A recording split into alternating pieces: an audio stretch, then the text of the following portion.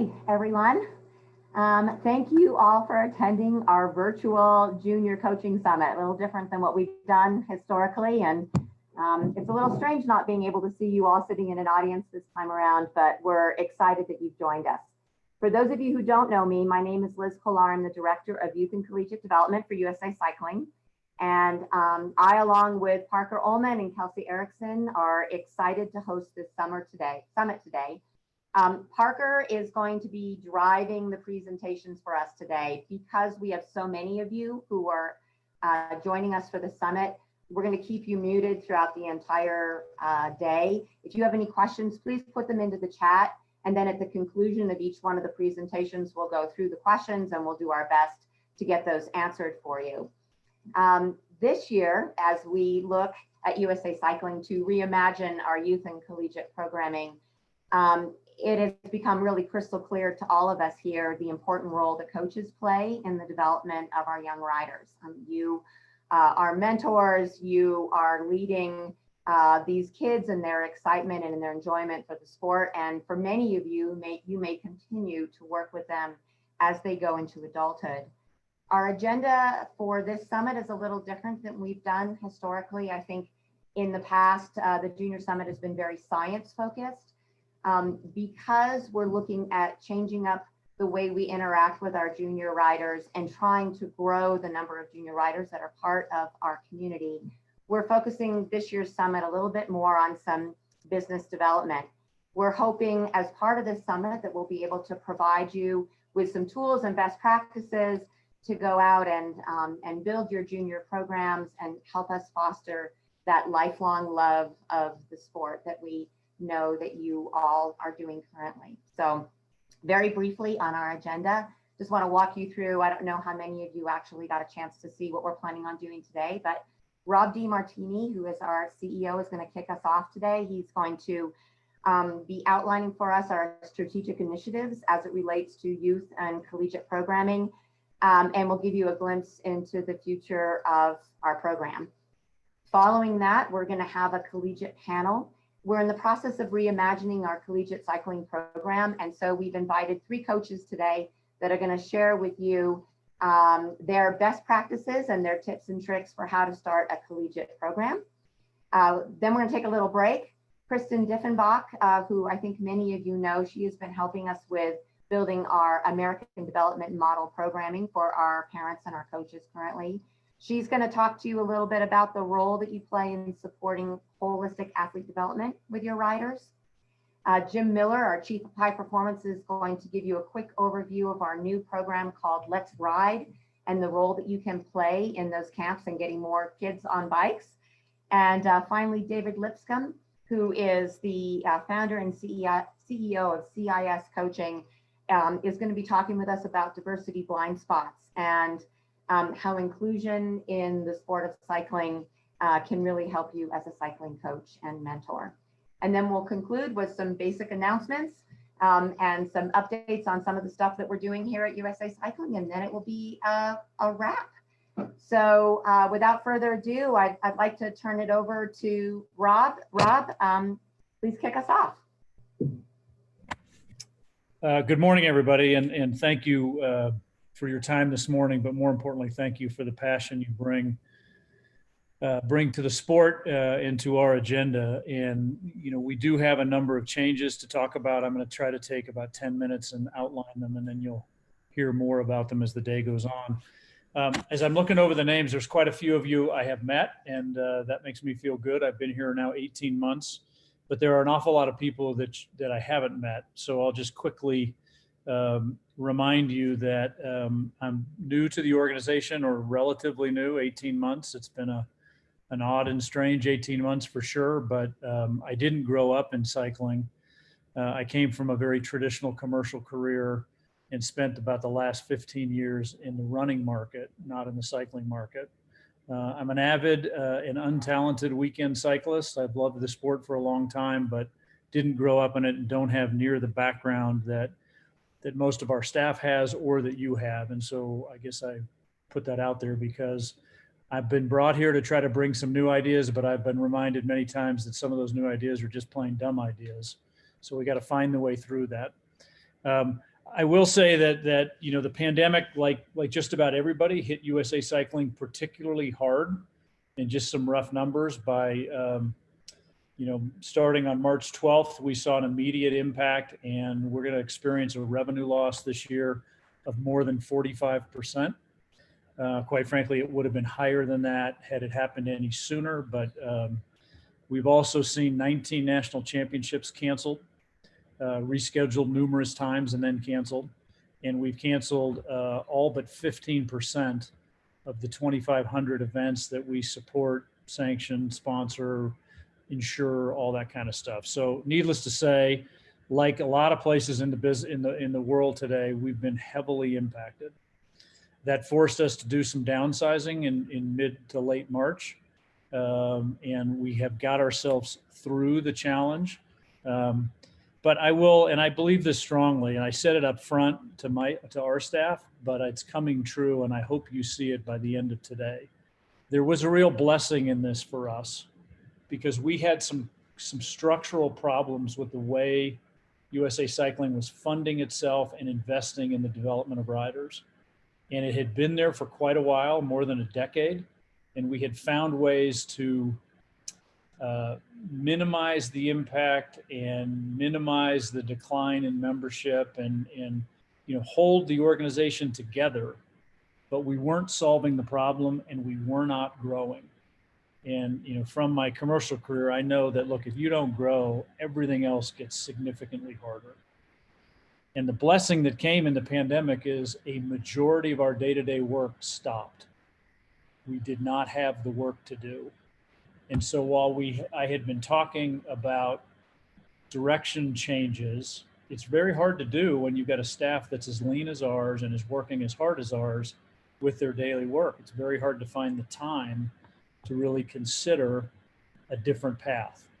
Well, that happened for us, and you're going to begin to see. I mean, this is literally, the ink has only been dry for about 3 weeks, but we have a big and bold new mission going forward that we think serves the industry well, serves your interests well, it serves everybody in the cycling business well, and I'm going to talk to you a little bit about that. Can I go forward? Parker, can you go forward one slide? Thank you. So this is a top line of a new strategic direction that is being put in place now and will be launched over the next 45 days in preparation for next year. And the language is that, you know, historically, we've played a role at the very top end of the sport in high-end performance and in the event support business, if you will, sanctioning and insuring 2,500 events. And we've fueled that through 3 sources of revenue. We fueled it through a modest amount we get from the USOPC, the Olympic Committee, based on our performance. About an equal amount that we raise from private donation through our foundation. And then the largest single segment, a little bit more than a third, has been from membership and sanctioning. And that was the model that was broken. It was not growing and hadn't grown in more than a decade. And I think it wasn't growing because we weren't thinking big enough. We were too focused just on the high end of the market and on the development portion. And that is a critical part of our business. So I'll speak to that in this one pager. We are not shying away from that at all. In fact, we have some really big plans for performance in Paris and Los Angeles that would have this country perform at a level that it had never seen in the past. But to do that, you got to have a business model that creates enough revenue to invest in kids, in youth, in collegiate, and all of the underpinnings that this sport has, but doesn't have enough coordination amongst it. You guys do a lot of great work, but they're, you know, compared to other sports, you know, compare it to swimming or soccer, the youth infrastructure is absolutely uncomparable. There's just not enough kids getting on bikes early enough and realizing there's a sport. So the messaging that we've come out with is called We Champion Cycling. And it recognizes that while we do important work, there are lots of other organizations that do really important work well. And we need to be the champion, the amplifier of that work. It's not about what we control in our little piece of the world. It's about how we amplify the work of all the good work going on in cycling. It's built on 3 platforms: programs for youth, participation, and then performance at the top end. And I'm going to go right to left to add a little color to these. Performance. As the national governing body, we are evaluated, funded, and our success is tied to the way this country performs at world championships and at the elite, at the Olympics, and at every other elite measure of this sport. I mean, clearly there was a lot of excitement this year with the way Sepp and Nielsen performed in the Tour de France. And there were a lot of questions about why are there not more Americans? And that's true across all the disciplines.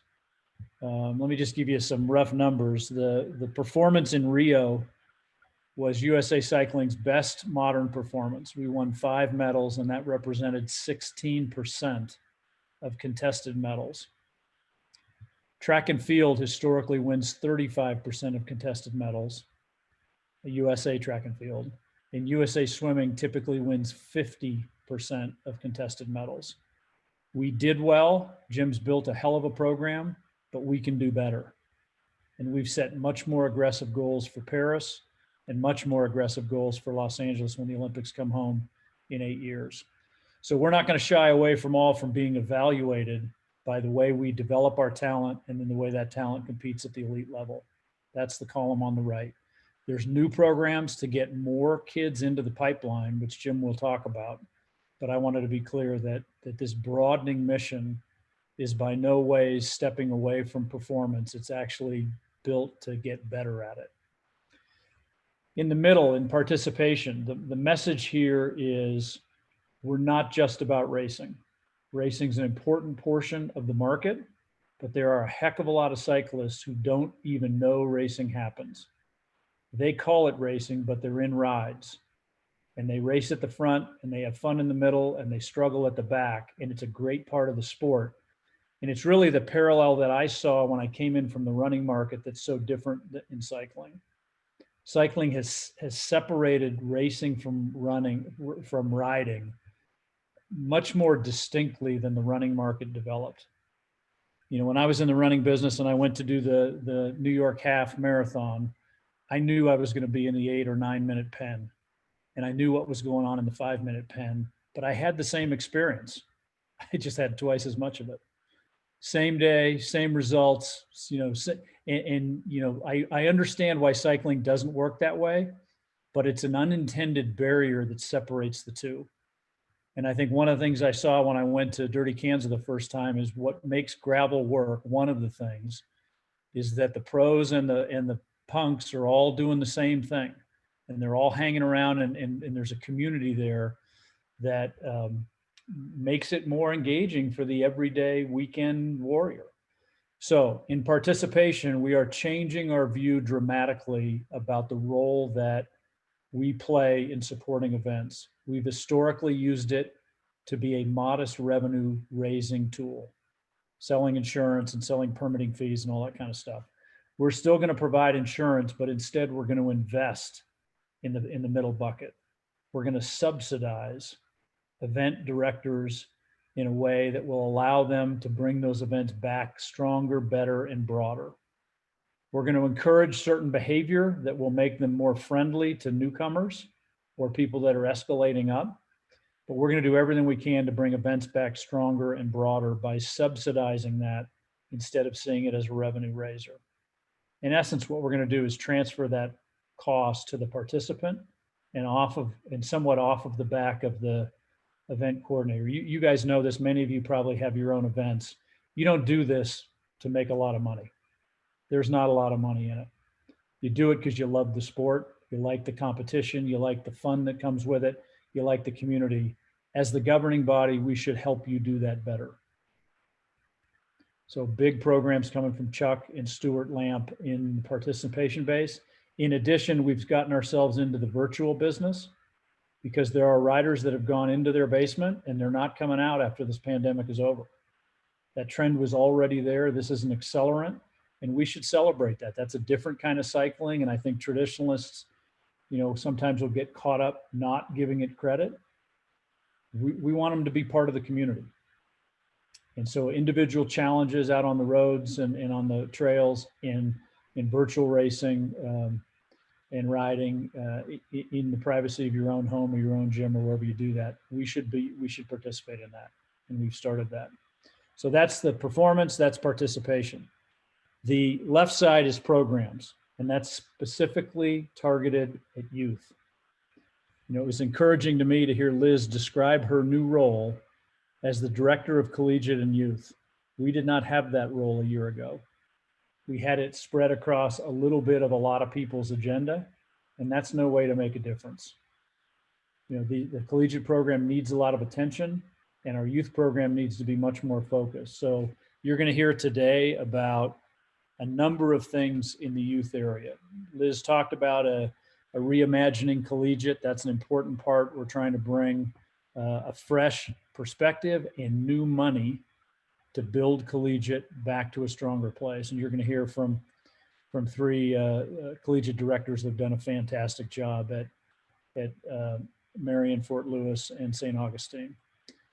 But there's more we can do. And Jim Miller is going to talk about a program called Let's Ride. And this is a free, very basic skills camp that we're going to put on next year all across the country and try to get 25,000 kids through it each year. And it's not about racing. It's about basic riding skills, basic safety skills, basic etiquette skills.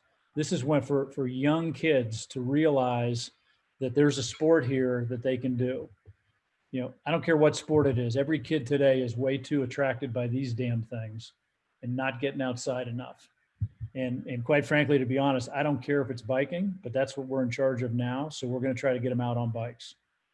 And the Let's Ride camp will be a great way to introduce kids, to introduce their parents in some cases, and to let them know that USA Cycling is here. And we modeled it after USA Swimming. Almost every kid in this country, if they want to, goes to a local pool and gets a swimming lesson. And at that point, they get introduced to USA Swimming. And I think one of the reasons why swimming does so much better than other sports is it's one of the most broadly available, not completely. It's got its own issues around, kids that don't have access to pools and whatnot, but it's a relatively accessible sport. And cycling can be that same thing. These kids, most kids do have bikes, and we've got ideas of how to get them bikes if they don't. But we've got to get kids in the pipeline way earlier. So you'll hear about Let's Ride. You'll hear about the, I'm sorry, I just got something flashing on my screen, not now. You'll hear about the collegiate investment, and you'll hear about a couple other programs at the end that we're super excited about. So as a governing body, we think we owe you support. We very much appreciate the passion you contribute. You're going to hear about a nice agenda today that touches on these three platforms, but youth programs, participation in the middle, not racing, but participation, and then performance at the top. And if we can do this, there's no reason why USA Cycling can't have 1 million members instead of the paltry number we have today, because the sport is, racing is such a short portion of a cyclist's life, and it's such a small percentage of total cyclists. They're very important to us, and we're not moving away from them, but we've got to broaden the environment. We've got to make our market bigger. And cyclists are out there. There's 7 million active cyclists in this country. And if we can harness that through a mission, we'll have money to invest in every one of your programs. One last thing I'll say, and I'll make this as a concept, not yet a commitment. We are looking very hard of whether we can afford to make youth membership in USA Cycling free forever. I think it's a barrier that's in the system that doesn't make sense to me. Today, it is a source of revenue. But if we can figure out how to pay for it, what you'll see when we launch next year's membership is we will move to where all youth, and by youth, I mean 18 and under, will no longer have to pay to be a member at USA Cycling. So that's what we're trying to get done. Liz, Parker, Jim, Kelsey, that's my pitch. If anybody's got any questions, I'm happy to try to speak to some of them. Let me look in chat. Yes, thank you, Rob. Does anybody have any specific questions for Rob? We had quite a few questions come in regarding my audio. So, but there is a question from Kyle Wolf. Is Tokyo 2021 a non-starter? It's a good question. And my gut tells me, no, it is not a non-starter. That's like a triple negative. I don't think I said that right. But I think I was just on a Zoom call very early this morning from Switzerland with UCI. I think the language out of Japan today is they're going to do everything humanly possible to have the games go off.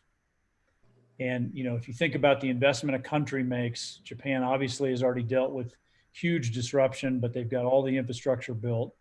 I think the root question will be fan involvement and how much or how little that's regulated come July. But I personally believe the games will go off. I hope there are fans there to watch it.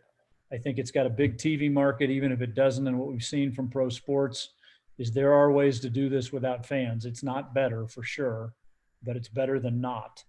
And I think they'll be there. And I think I know this, that USA's team will be ready.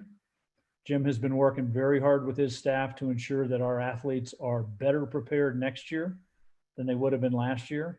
And we're very optimistic about our performance there, but I do think that Tokyo will happen in some fashion. I don't know the role that fans will play in it. Thank you.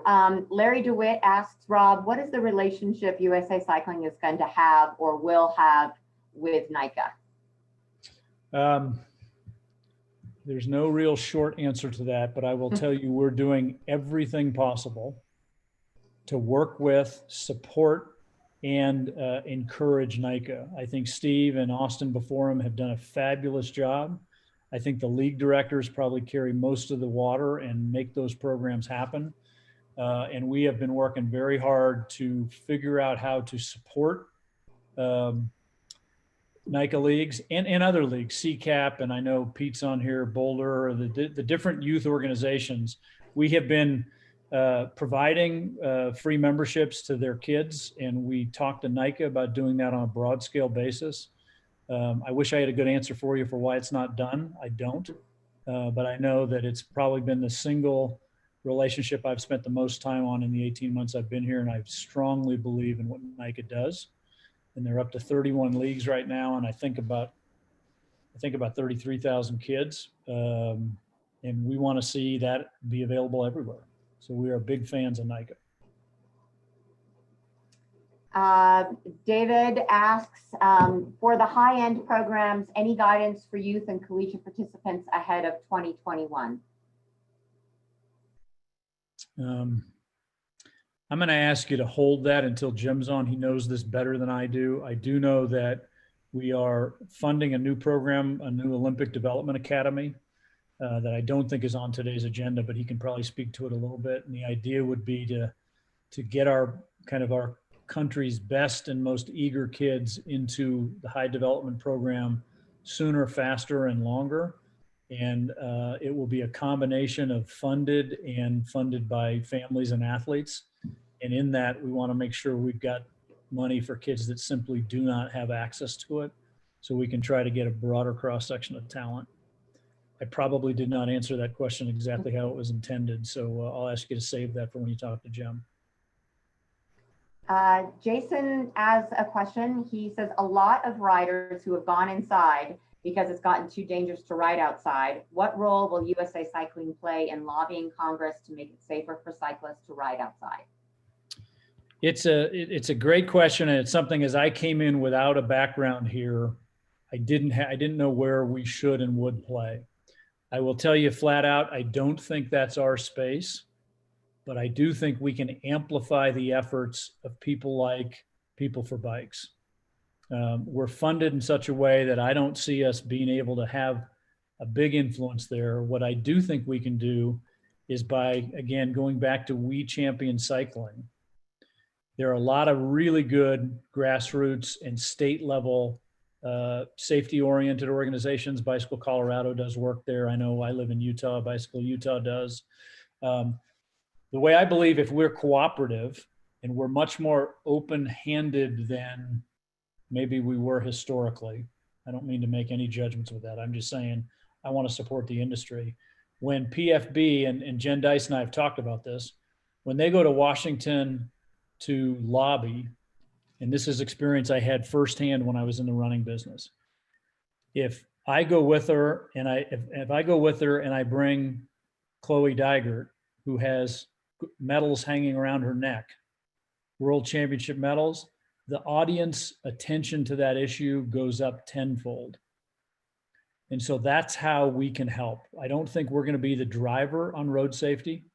I don't think we're going to spend a lot of time in the commuting market, but we can champion the efforts of those who do. And what we have in the equation that's very valuable is star power, athletes, their stories, how hard, I mean, you guys know this, the people that Jim's team oversees, I have been blown away at how single-mindedly hard they focus on getting to their goals. And, you know, the American public and all of the politicians that represent it value that. And so I think we can help. I don't think it's in our mission. I hope that's a fair answer. Okay, there have been a few questions about Let's Ride. I think Rob will hold those until Jim's presentation. And then there's some, David Parker is answering your question regarding our number of current memberships. Sean Wilson has asked, with regards to funding youth licenses, I just lost his question. I'm sorry, bear with me, Rob. For some reason, he just disappeared from my screen. Let's see here.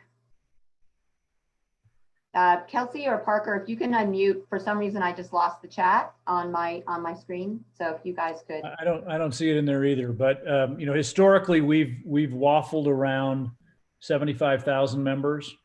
This year was particularly low because of COVID, more like 45,000.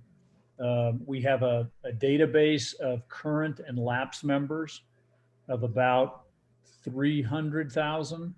But what's most, and again, if I'm taking too much time, cut me off, Liz. What's most important here is that historically, and my organization hates when I say this, but we sold licenses. We didn't sell memberships. We didn't put a mission out front. So if you're a cyclist, you only needed to come to us if you intended to race. That's an incredibly market limiting view of what we do. And even for racers, it's a short portion of their lifespan as a cyclist. I want you to be a member, irregardless of whether you race, ride, or even just like the sport. If you want to race, you can buy an upgrade for a modest fee. But we want to be a mission-driven membership organization, not the Department of Cycling Motor Vehicles, where you have this awful experience buying your license and you dread going back every time. We need to be mission driven, and we need you to be a member in all of your cycling guys and gals, because you believe in what we do and you want to see this country do well at the top end, and you want to see this country get kids active by riding bikes and everything in between. That's a big shift. But again, our membership, if that's $100 a year or $50 a year to be a basic member, I think it's a modest investment if you believe in the mission. And we have to live up to it, and we have to service you as a member, not as a you know, triple pleated khaki fun sucking license distributor. And it's a hard shift because all that work's important. You know, we've got 1,400 coaches. We've got I'm forgetting the number now, a huge population of officials. They do hard work, and they do it for next to nothing, or in some cases nothing. And that has to be funded. But, you know, it's because they love the sport. As you know, one of the first things when I realized when I came here is that this sport has a massive amount of passion, strong-willed, demanding, but passion is what's underneath it. And if we can harness that together, I think this can be an organization that sees the sport grow dramatically.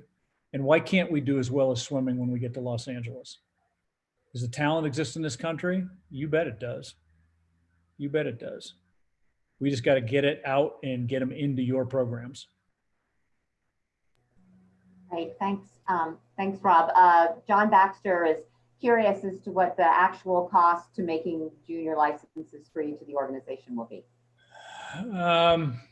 It's probably about, doing the math in my head here, it's probably about $250,000, something like that. You know, I will say internally, and I mean this with the best of intentions, we've had a member base that has been either flat or modestly declining. So giving away revenue on licenses we would have sold is a hard thing for the organization. It's a hard thing for my board to wrestle with. It's a hard thing for my CFO to wrestle with. But I think we're aiming at the wrong thing. We're talking about 75,000 to 80,000. I want to know, how do I get to 500,000 members? And if 100,000 of those are kids that pay us nothing, that's a great deal. I'll take that in a minute. In a minute. Because if we can get them into your programs and into your coaching, they'll be cyclists for life. So, you know, we're having this discussion all the time. I'd much rather have 1 million members at a $10 membership than 100,000 members at $100. But it's a tough shift to make when you've been kind of guarding the eggs and trying to harvest from a declining membership base. And you guys know this, the sport's not declining. On the side, I own a bike shop here in Park City. I'm a new bike shop owner. And the change in this year to last year is stunning. These are new or returning cyclists who are just casual. They're not signing up for any centuries right now. They're just getting out with their family because their kids are driving them nuts in the house. What a great momentum to harness. But it's got to be welcoming, and it's got to seem easy, and it's got to not be intimidating. And this whole industry has this, you know, the whole bike industry is out of bikes. You guys know this. They're sold out. Someone came into my shop, one of my suppliers, and wants me to order for 2022 right now because they're out. So it's a good thing. Like I said, inside of the pandemic is opportunity for us. I can't tell you how much I value and appreciate your contributions and your passion. And I hope you find this day today as productive as I hope it's going to be. And I know how hard our staff worked on creating a good day for you. Great, thank you so much, Rob. We're coming up on the hour, and I'm not giving you the hook. I just I'm sensitive to everybody's time today, and we have a big agenda. There's a number of really great questions that are coming in. We'll be answering those over the course of the day, and we'll come back with a follow-up to everyone who attended to answer any questions that we're not able to answer at this time. And you guys can either have or get my email pretty easily, and Parker can put it. Parker, if you put it in the chat, that's fine. Feel free to email me directly with both ideas, but also things where you think I might be missing something, because I do recognize that, you know, I don't know what I don't know. And it's interesting. You're getting a lot of thumbs up on the free junior licenses, so that's believe me, we want to do it. We really want to do it. We really. Okay, great. Well, Rob, thank you so much for your time this morning, and really appreciated you giving us the state of the state today. Thank you, everybody. Terrific. Okay, Parker, let's move on to our next section. All right. So this is all about our Reimagined Collegiate Cycling program. And what we hope to do as part of this next session is to give you a little bit of insight into what our existing collegiate program looks like, what we hope our collegiate program will look like at some point in the future. And then you'll have an opportunity to talk with Mark Janis, Dean Peterson, and Dave Hagan about what they've done to start their teams and how they've been able to sort of negotiate through the complexities of getting collegiate cycling started at their universities. And I think this will be really exciting and a great opportunity for you guys to learn some best practices from them. So Parker, if we could please switch to the next slide. So I want to give you the current status of our collegiate cycling program. We currently have 151 schools participating in our program. 21 of those schools are varsity programs. And the difference between a varsity and a club program, for example, is that varsity programs are typically supported by the school. They have paid coaching staff. They offer scholarships to the students. They provide grants to offset expenses associated with traveling to events and that sort of thing. Club programs, which is the larger number of schools that we have participating in our program right now, are student run.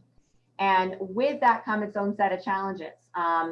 There's succession issues. You know, oftentimes a club will be started by a really passionate young rider, and then when they graduate, the club sort of dies. So we're trying to solve for that. They typically use events to raise money to offset their operating costs. And again, they are 100% student run and are generally part of the recreation department. Our existing collegiate program is really small. I'm getting a little bit of background, Parker and Kelsey. I don't know if somebody is not muted. Anyway, our existing collegiate program is quite small. It represents only 0.03% of the total colleges and universities and community colleges that exist in the US. So that's a big problem, right? I mean, we want to create a pathway for junior riders to continue enjoying the sport when they get to college. And without the infrastructure to do that, we simply can't support the kids that we're expecting that are coming in. So to address that, since I've been in this role, which was basically from November, I've spent quite a bit of time learning about the challenges and opportunities around collegiate cycling. And we have developed a really robust strategic plan to grow collegiate cycling. I'm not going to go into that plan today. If I could spend all day long talking to you about the plan, but I am happy to talk with any of you offline or at a different time about what our specific strategies are, but we're really excited about it. And as part of that, I think the plan also puts in a position where we're positioned to lead the effort to recruit riders of color, get more women in, and we'll talk a little bit about that at the end of the summit. But we're very excited that we are moving forward with a plan that will promote the sport both on and off the bike and really celebrate the whole student. So next slide, please, Parker. So let's talk a little bit about the opportunity. So we know what our limitations are. We have only 151 schools that currently have programs. Think about this for a moment. There are 35,000 kids that we estimate will be leaving interscholastic programs in high school and heading to college. So it doesn't take a math whiz to be able to say that we don't have the infrastructure to keep these kids engaged in cycling at the collegiate level. And we know how important collegiate cycling is. You know, when I first started this role, I sent an email out to all of our alumni, and I asked them to share with me their experiences about collegiate cycling. And I cannot think that there was one respondent to our survey that didn't think fondly on their collegiate experience. Keeping these kids excited about riding and racing their bikes from high school through college into adulthood is really a key to keep our sport healthy. And so when we were looking at that and the challenges of building the infrastructure to support all these kids, we built the strategic plan on 4 pillars. And I'm not going to go into a whole bunch of detail, as I mentioned now, but basically we have an awareness problem. A lot of the kids don't know that we even have a collegiate program. So we have a pillar to address that, and it has to do with web and content assets that are currently not built that we're hoping to get built in the first quarter of next year. We need to generate revenue to support a scholarship program. You know, our foundation does a great job in providing scholarships once students are at school, but for juniors and seniors heading out of high school and into college, looking at college, we do not have a scholarship program. We also feel that it's necessary to start a grant program to be able to support new teams. And that's where you guys come in to help us. We'd love to be able to build the number of new teams. And if we can help offset some of the costs to do that by building a grants program, we want to do that. And the way we're planning on accomplishing that is we've created an alumni association that is currently living in the foundation. We need to adjust the collegiate conference structure to allow for growth. Currently, it's not structured in a way that builds the program. It does provide great support to the students, but it does not allow us the opportunity to grow in the manner that we need to. And then we need to find ways to support new teams and clubs. And that's where you come in. So if you could turn to the next slide, please, Parker. So that's why we pulled together this panel of coaches. Each one of these coaches has done something a little bit different at their universities, and they have a different experience to share with you. And I'm hoping as part of this panel, they can give you some ideas about how to go into colleges and universities in your area now and start collegiate cycling programs, because that is the only way we're going to be able to grow is to build new programs. So with us today, we have Mark Janis. Mark teaches at the business school at St. Augustine's University. For those of you who are not familiar with St. Augustine, they were the first historically Black college that we have in our system. Mark started the program in December last year, right before the pandemic hit, which was not great timing, and I'm sure he'll share with you the challenges that have been associated with that. Mark is also a USA Cycling coach. He has a 30-year career working for in the tech industry, the healthcare industry, universities, and professional sports teams. So that's Mark. He's going to talk to you a little bit about what they've done at St. Augustine. Dave Hagan, he's done something interesting at Fort Lewis in Colorado. He has both a club program and a varsity program. He was part of the Yeti mountain bike team between 1991 and 1993. And here's a word you guys probably don't get to hear very often anymore. From 2000 to 2004, he was the NORBA Regional and National Development Camp Director. And since 2004, he's been the Fort Lewis College Cycling Director. And then finally, Dean Peterson. Dean has been involved with cycling for over 36 years. He has a Bachelor of Science in Organizational Leadership from Purdue University. I won't say when he actually got that, because it's sad to see that his BS was much later than mine was. So it makes me feel very, very old. But Dean is currently leading the Marion cycling team. And for those of you who are not familiar with Marion, they have become a cycling powerhouse, as has Fort Lewis, and turned out a number of national champions and world champions. So Dean is going to give you a little bit of insight as to how he went about starting his program at Marion. So I think we will kick this off with Mark Janis. Mark, are you on? Is he with us? Parker, can you confirm?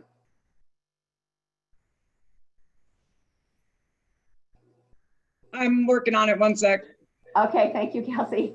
Can you hear me now? Yes, we can hear you. Okay, very good. All right, thank you, Mark. Welcome. Thank you. Thank you for the nice introduction. Am I going to have a slide deck here, or? Mark, you should see your deck, your first slide up now. Okay, I don't see it yet, but that's okay. In the meantime, thanks again for the welcome, Liz. I appreciate the opportunity to share our story at St. Augustine's University. I should preface this entire quick presentation with the fact that I'm very new to collegiate cycling. We started this effort a little over a year ago.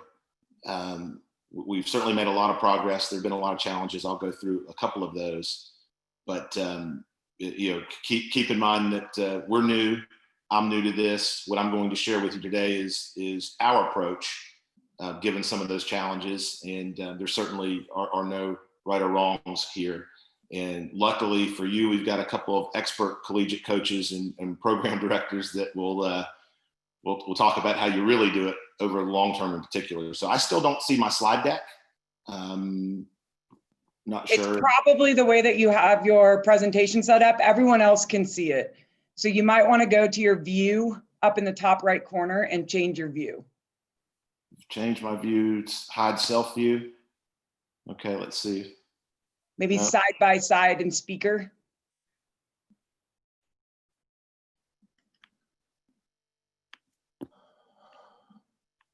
Oh, very odd. Okay, I still can't see it. I'm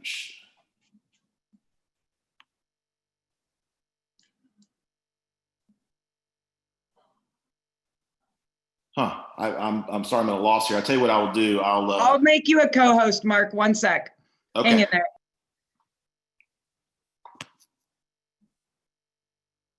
Oh, hold on a second. I might have, no, I go to side by side and I still don't see it. This is the joys of a Zoom conference. How wonderful Yeah. this would be if we were all together and you could just be pointing up at a screen. Yeah, so many of Once us, especially. Chelsea, once she makes you a co-host, you should be able to share. Okay. Turns out I can't do that. So maybe Parker or Liz. Well, why don't we do this, Mark? Do you want to pull up your presentation? Hold on a second. I'm going to request remote control and see if that will do it.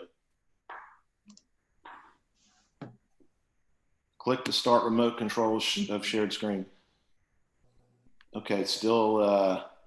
I tell you what, why don't we do this, Mark? Okay.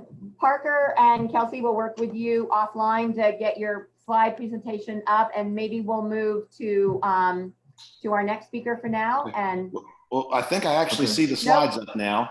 okay, good. Yeah, Okay, good. Okay.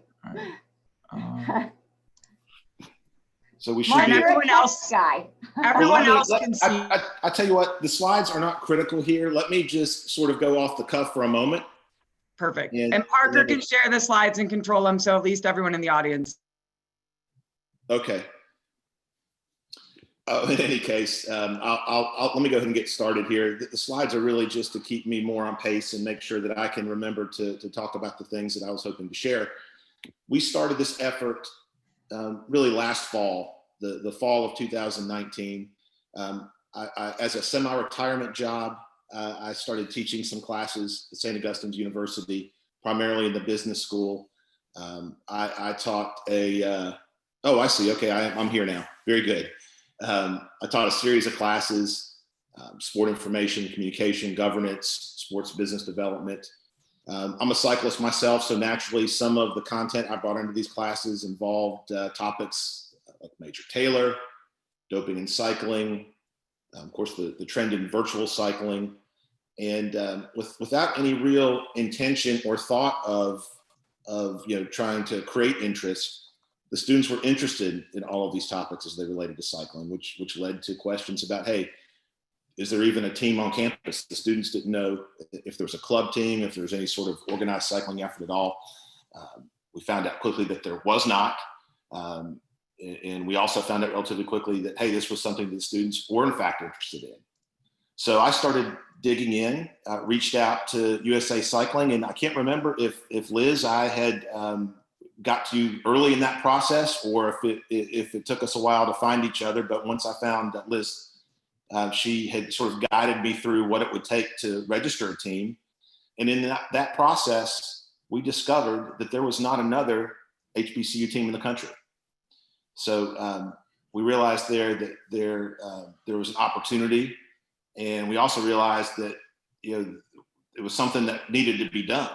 I don't think that any of us had appreciated the fact that we just did not have African Americans in collegiate cycling, not in any great numbers, and we had a chance to do something about it. So that really kicked off the effort going into the spring of this year.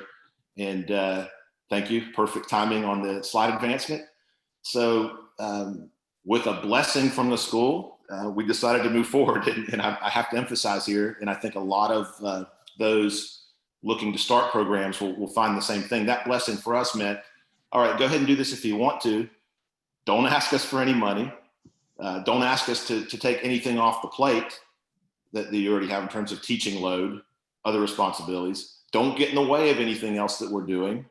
Don't make waves. And as far as, if you could do all those things, fine, go do it. Don't make us look bad, right? Not necessarily a strong endorsement from administration, but nonetheless, we had enough that allowed us to move forward. Next slide, please. So fast forward a couple months later, as we head into March and April of this year, we in fact did get the team registered with Liz's assistance and a lot of folks at USAC. We are members of the Atlantic Coast Cycling Conference with members that include Duke, University of North Carolina State. And while that might not be important to many, for us in a small school, Division II NCAA school like St. Augustine's University, the chance to compete and even put the school brand next to the Duke brand, the UNC brand, et cetera, that's a big thing for us. That was an important step in helping us show just how legitimate this effort was and how seriously we were taking it. For us, we started off with a varsity designation that's a little bit different, and this is really an internal designation, different than how what USAC calls varsity versus club. But we started with our quote unquote varsity team with 12 athletes, both men and women. We put some requirements in place, such as a GPA of 2.5. I think our average GPA is closer to 3.5, but nonetheless, that's where we set it. Our student members needed to be members of the Sport Management Alliance, a student club. They needed to sign off on physical waivers, as well as some other types of waivers the university required us to do. We had them sign off on equipment return forms, and I'm going to get into the equipment side of it in just a second. Each of our riders needed to display sportsmanship and School of Business values. That might seem odd too. We're going to talk about that more in just a second. And of course, we needed a commitment from each of the student riders to actually ride and train with us. In terms of how we have structured what is officially a club within the university structure, we don't have restrictions on the number of students who can join the team. However, we have provided equipment for those top 12 riders who end up getting our internal varsity status. Equipment could be kits, bikes, team bikes that the school owns. If we return to live racing at some point in the future, near future, we'll be able to provide hopefully registration fees and travel fees, et cetera, for those varsity riders. The other riders will be designated as club riders. Again, this is our own internal designation, who can join if they have provide their own equipment and have the ability to travel, et cetera. But we'll also be able to provide them with access to what is now a full-blown spin studio that we've equipped on campus, complete with stages, bikes. So again, the designation internally just really comes down to pure economics, who we can support based on the limited budget we have, and just how far we can go with that budget. We also have some sub caveats here that, we have a fleet of bikes courtesy of one of our sponsors, in this case, Canyon. GT has also provided BMX bikes for us, but if we don't have the right size for a rider that we would deem as varsity, that particular bike could go to a club rider. In terms of how we decide who's varsity and club internally, we determine that based on really a set of both subjective and objective criteria, things like aptitude, fitness, leadership skills, work ethic, and those decisions are made by the coaches, administrators, and then the business school dean. Again, I'm going to talk more about that in just a second. Next slide, please. Okay, I'm not going to go through and read the bios to you of all of our coaches and captains, but I do want to emphasize here that it was important for our program to do a couple of things in terms of who was going to lead this team. One, we had to have a couple of internal champions. In this case, I'm one of those champions. One of my colleagues, Professor Umar Muhammad, was another one of those champions. We both teach in the business school. But equally important, arguably more important, are the volunteer coaches that we have in the mix. You may see a couple names you recognize there if you've followed collegiate and in some cases professional cycling over the last decade or so. Dr. Stephen Vogel, who happens to be a physician, pro racer, ex-collegiate. His wife, also ex-collegiate racer, pro racer. Charles Thompson, who happens to be our local bike shop manager, who's also an accomplished BMX and cyclocross racer. These were important experts for us to have in our program. While I am a USAC certified coach, this is my first dip into collegiate cycling, so I definitely appreciate having these volunteer coaches involved. I need to emphasize here that we're all volunteers, as most coaches probably are in these club programs in particular. and it takes a lot of time to put a team like this together. So we can't or overstate the importance of making this as convenient as possible for our volunteers. And I think Liz has already alluded to a few things relative to what USAC may be able to do for first-year coaches in general with collegiate programs, particularly those that are trying to start teams. So anything USAC can do there to get more coaches involved with collegiate cycling certainly will help. In our case, we also were lucky enough to have 2 seniors in our effort this year. One, Brandon Valentine Paris. He's also, we designated as student assistant coach because he's completed his USAC coaching certification as well. He also happens to be an Olympian. He competed in the Rio Games, 400 meters in track and field. So he's a seasoned and very high-end athlete. We also happen to have Aaliyah Williams, who is our student government president. So we had some very accomplished students who saw the value in what we were doing. They were interested in cycling, and they helped us certainly with the recruiting process. Probably almost more important than all of those things, we had the support of our business school dean, Van Sapp, who, while not a cyclist himself, he recognized the value of the effort and realized what it could mean for HBCUs and for both the university and the students we had involved. So the point here is that it really takes a lot of different types of people and motivations and incentives to launch a team like this. At least that's what we found. Next slide, please. So important for us, and I think this will be important for any new program, is to decide where you're going to focus, particularly initially. You can't go out and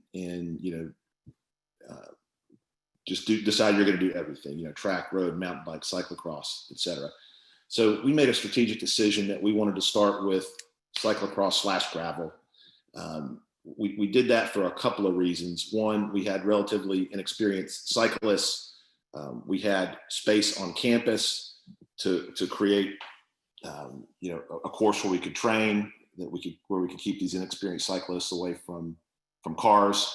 We also happen to have an active cyclocross scene in the Raleigh, North Carolina area where we're located. So it just seemed to fit for us. There are a couple other reasons too, but we chose, let's call that cyclocross/gravel as our primary focus, with a supplemental virtual focus. Now, I say supplemental in that, at the time we really decided we were going to dive more into virtual cycling. This was in the spring where, virtual, while there are a lot of us as Zwifters out there, it wasn't the thing that has become, since the pandemic has kicked off. So I'll say that was supplemental. It's almost turned into our primary mode of competition and training, though that necessarily isn't how we started.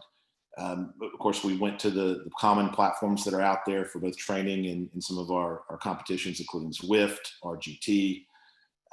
We also use an asynchronous race platform called Revo Race that I have some involvement with. In terms of where we think we go by this spring, depending upon how the pandemic unfolds, we plan to get to BMX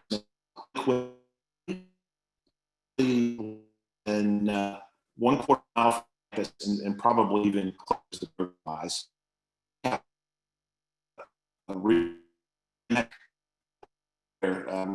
Competitions are held. That campus track was there.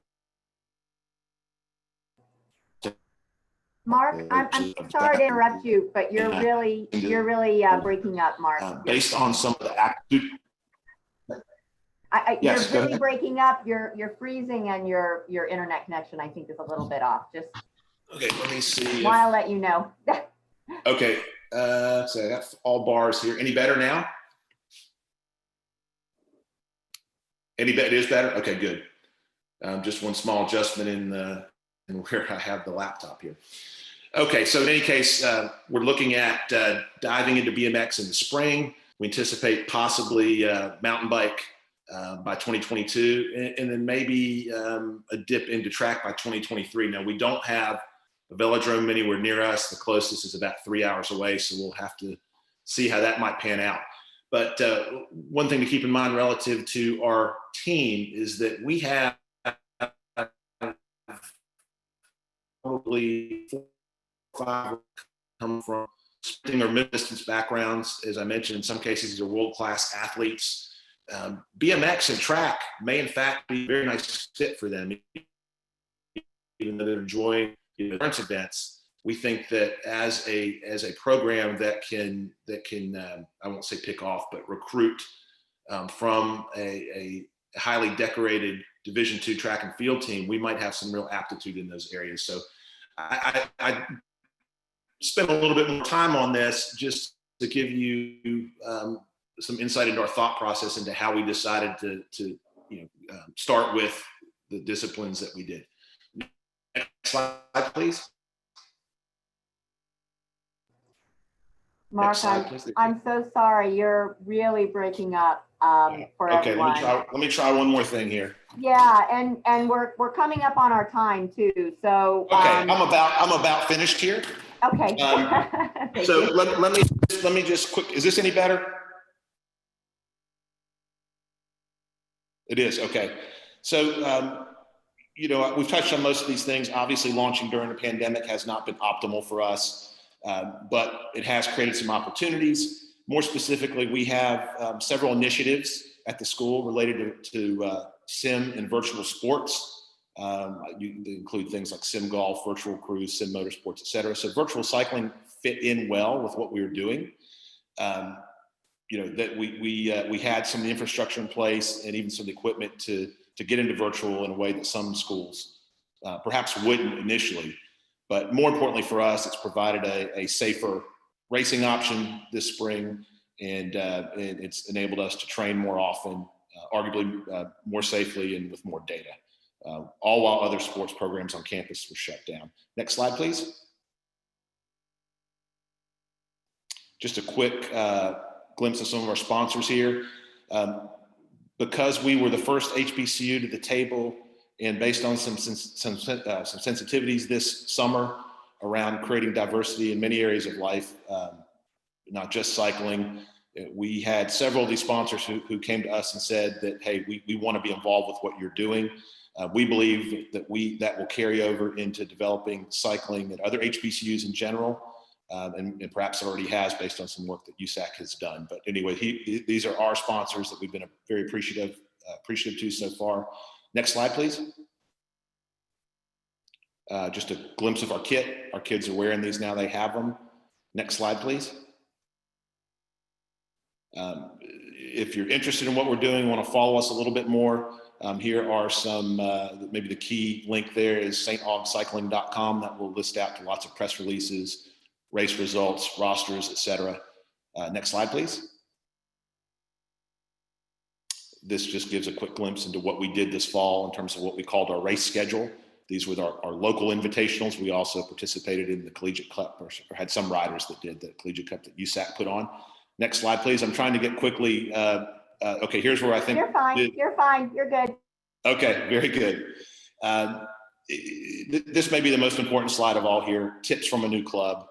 We've touched on some of these. Find a champion or champions. I think those champions came out of the business school at St. Augustine's University. Expect to start with nothing, particularly if you're an HBCU. Cycling, for whatever reason, just isn't necessarily part of the HBCU culture. Riders won't have bikes typically, and you'll have to provide everything. I initially started off with a plan that I was going to self-fund this team, doing whatever I could do to piece the equipment together. We've since been able to find sponsors, so that's been very, very helpful. Consider working outside the athletic department. Now, I'm not suggesting here that the athletic department isn't a good ally, but managing NCAA sports is a completely different animal than a cycling team that operates as a club team under USAC, and you might find it a lot easier, fewer hurdles to get a program launched outside the athletic department. In our case, we did it under the business school. Leverage technology. Everything from websites and social platforms to promote the team, to of course the virtual platforms that are out there. Not to get into too much detail here, but when you think of the cost of maintaining a bike, particularly a bike worthy of competition, over the course of even a few months, if you ride even 50 to 100 miles a week, and compare that to the cost of maintaining a couple of spin bikes with power meters attached to them, whether they're pedals or cranks or whatever it is, you'll see that you can really get into virtual on almost pennies on the dollar over the course of time. And that's not to say virtual is a replacement for live riding, but it certainly can help you get started. For us, we needed to do as much on campus as was possible. Most of our students didn't have cars, so we started early on trying to meet at a local shop or at the local cyclocross course, and we realized that just created a lot of extra time, and we just would have preferred to put that time into cycling and training. So we quickly migrated all of our workouts to campus, found some extra land, maybe 10, 15 acres that wasn't being used on the backside of campus. And as I mentioned earlier, we built our cyclocross course there. That's helped immensely. Again, I'd advise that you don't try to create new infrastructures to put your club or program under. Use what you've got. Trying to do anything new at a university creates lots of hurdles often, and you'll have enough as it is. So most schools have some ability or infrastructure to create or manage new initiatives. Take advantage of those. Create a really strong relationship with a local bike shop. Right, when you're trying to do lots of different things to get a team off the ground, it's nice not to have to think about every maintenance item. Right, ideally you can do that with some sort of sponsorship, but it would have been nearly impossible for us to equip the team without having basically a go-to set of mechanics via our local bike shop. Don't be afraid to reach out for coaching expertise. You're going to need help. Right, you can't. This is going to be a tough thing to do with just one coach. As I mentioned earlier, pick one or two disciplines for starters, focus there, build from that. This is probably very important too. Target equipment that may have multiple uses. So when we made our decision early on that we would probably focus on cyclocross gravel, we realized that we could use those bikes both on smart trainers, put slicks on them, extra set of wheels or tires, use them on the road as well. So we can probably check off 3 or 4 different disciplines with our equipment. Next slide, please. This is maybe Coach Janice's wish list. If I were going to go back in time one year and ask for something that might have made the process a bit easier. That's not to say that Liz hasn't made the process easy. I think we figured out a lot of this on our own as we started to do this. But in terms of priming the pump for other clubs, I would consider a toolkit that had something that would include short videos about various cycling disciplines that could be shown to students. They might gravitate towards one or another discipline relatively quickly, as long as you share with them what cycling is all about and the different disciplines.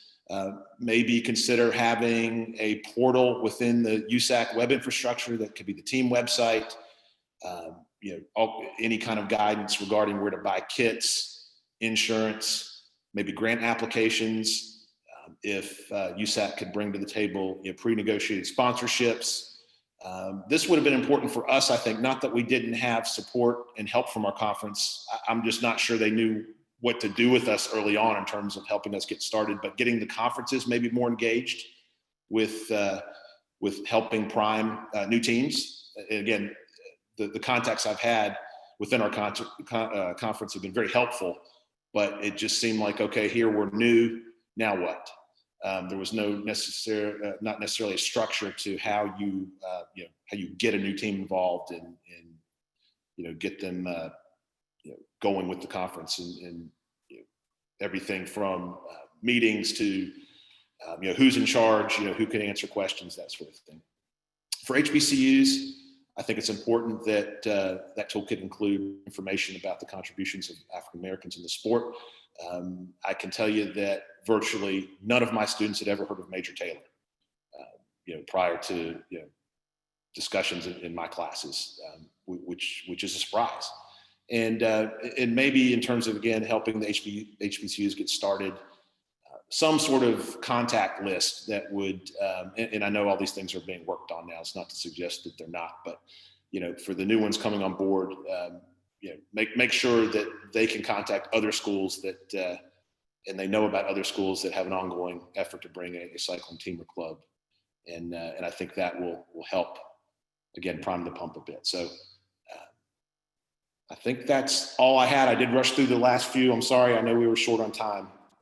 No, that's great, Mark. And I think what we'll do after we hear from Dave and also Dean, we'll open it up to questions. There's been quite a few questions coming through about, how you start a varsity level team, and we'll learn more about that from Dave and Dean, and then we'll open it up for questions. So if you could stick around, we'll move forward. And then a number of other you have sent us questions. We'll address those at the end of the presentation. So Parker, who's up next? Is it Dean? Yes, it is. Yeah. Yep. All right. Hey, everybody. I'll try to keep this. Mark covered a lot of things that I think just was really good advice around starting something up in a college setting. I do want to just say hi to Ali Dragoo and Isaiah Newkirk, John Hoopengardner, all our alums from Marion. So anyway, here's our, we got out of the gate. Well, it started in 1992 as a track school because we have a Major Taylor Velodrome is right basically across the street, about a quarter mile.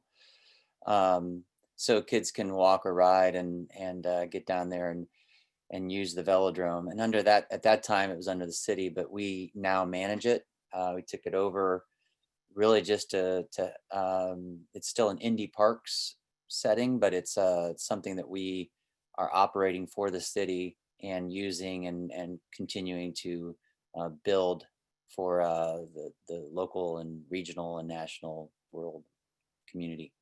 So that's how we really started. And it's one of the real tips that I would suggest right out of the gate for anyone who's trying to get into a school is what, if there's a BMX track, is there a velodrome? Is there a park where a good cyclocross course or some sort of biking park close by that could be partnered with and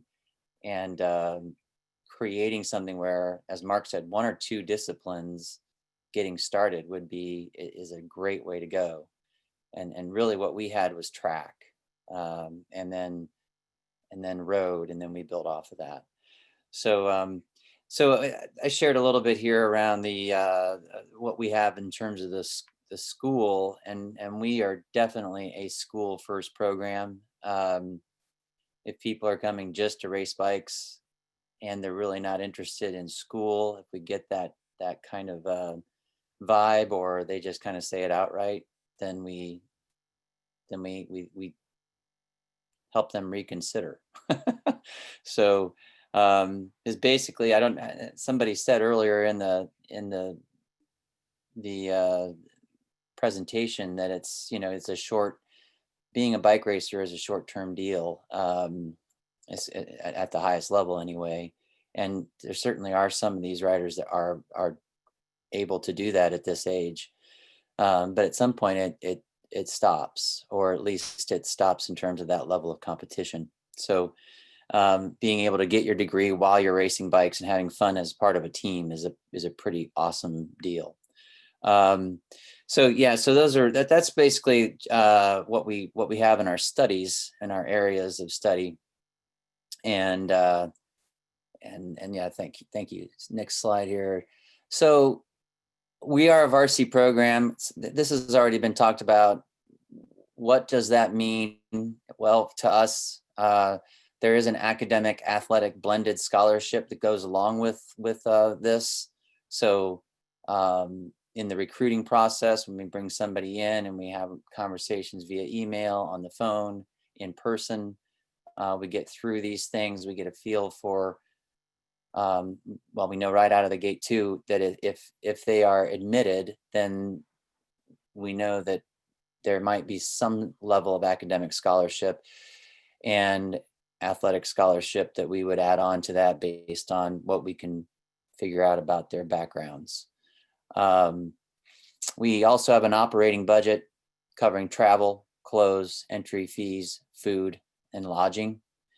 And we have a coaching, basically since 2006, since I started in 2006, we've been making sure that coaching is available to all students. Some are still using outside coaches. That's up to them, as long as they're fulfilling their obligations as part of the team and progressing as we go. So, but we use Training Peaks. We have, traditionally it was me starting 2006, and then John Hoopengardner is now on board, and we've had others help out as well in terms of guidance and athletic training.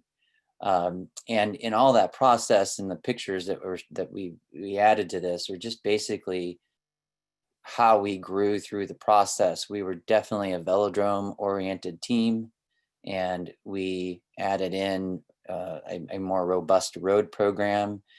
Then we added cyclocross, then we added mountain, and then we added BMX when it became a collegiate discipline. Next slide, please.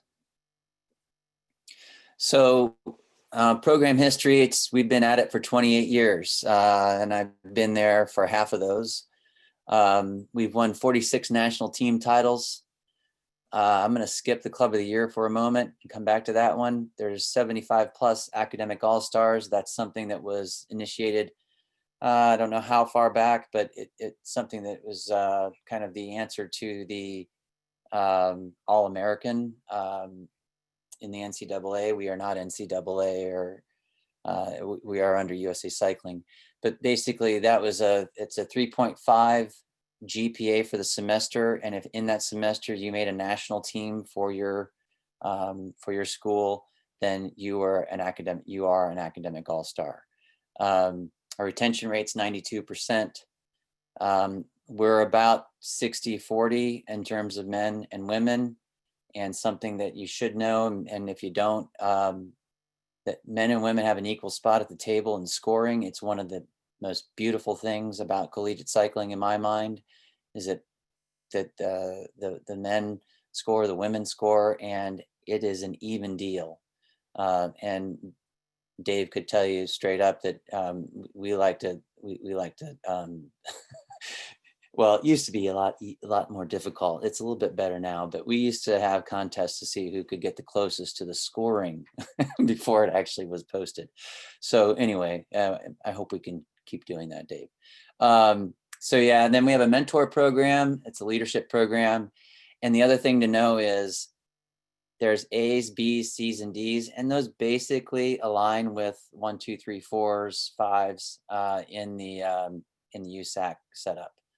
And typically A's and B's are the riders that go to national events, and C's and D's, A, B, C's and D's are in the conference events. And we make a very, very big push to win conference championships, because that then not only is men and women, but it's all of the different categories as well, that are scoring and creating a potential basically winning the conference, which gives everybody a shot at being a part of that. And then these are just 3 things I put in there. There's just different people here, and different ways that we've tried to highlight this. Annual reports showing what we're doing, how we're growing. When I came in 2006, we had 7 people. We're now at 71 that are on some level of scholarship, different tiers, but on some level of scholarship. And this has just been building over all these years, and it was building before me as well. Next slide, please. So we also added in, we we were able to get a space on campus and do something similar to maybe what Mark's got with his Stages bikes, where we've used copy trainers for years, and they're beginning to. Well, Compy Trainer went out of business. I think, Zwift was probably part of that. They just couldn't quite get around that corner soon enough. But bottom line is, we've been using this as an answer to our winter challenges that come up, but also for testing purposes, allowing and having our students lead the classes that we have there, and also lead community classes as well. And that's where John Hoopengartner's in here somewhere, and he became a fantastic instructor in these classes, and now is one of our coaches. And one of his big tasks and interests is kind of reimagining this space that we have as things have changed in the indoor world. BMXers also use it, by the way, but we do it for different things, like just fast cadence drills and those kind of things. Next slide, please. So we're definitely a team that is looking at all aspects of what student life we think is about, and we do things with the community. We were part of MS Ride this year, or last 3 years. We've been part of the Tour de Cure. We have a farmer's market. We had a farmer's market. And we also have something called Indie Do Day that is working at the park where the velodrome is, where we hold cyclocross races, and where our BMX track is. And that was part of the strategy in getting that park, was just to be able to recreate the BMX track, and then realizing and knowing that we could definitely do some pretty hefty cyclocross races there as well. And added just this year, with John's focus, he was able to help get a dual slalom course built on the backside of one of the hills that we have in the park. So we're doing pretty well in terms of getting the kinds of things in there that our students can use, but also the community is using as well. And the students help out in all kinds of ways to get keep all of these things in a good place, but also connecting with the community while they do it. Next slide, please. So I went through this pretty quickly, and I think there's going to be time for questions and some more talk here. But this is the contact information I put out here. Michael Kubancic is our operations guy, and he does pretty much everything behind the scenes that makes things work really, really well. I'm certainly there as well still, and there's our website for the school, and then admissions, which is a very, very important part of all of this. Understanding admissions, understanding scholarships, and that kind of piece. And then there's also a website for the team that you can go to as well and see different. You can go through the history on that and check things out. So with that, I'm gonna pass it on to Dave here, but I do want to say, if there's questions, comments that come up, and I think that's what we're going to do afterwards, is just have a little bit of Q&A after we have presented this. So yep, Dave, that's true. Thanks, Dean. okay, yep. All right, sounds like it's my turn. Dave Hagan here, Fort Lewis College Cycling. Thanks for having all of us collegiate program directors in there. I know there's more. The guys from Colorado Mesa are in on this Zoom call too, and I know there's some other collegiate programs that are watching.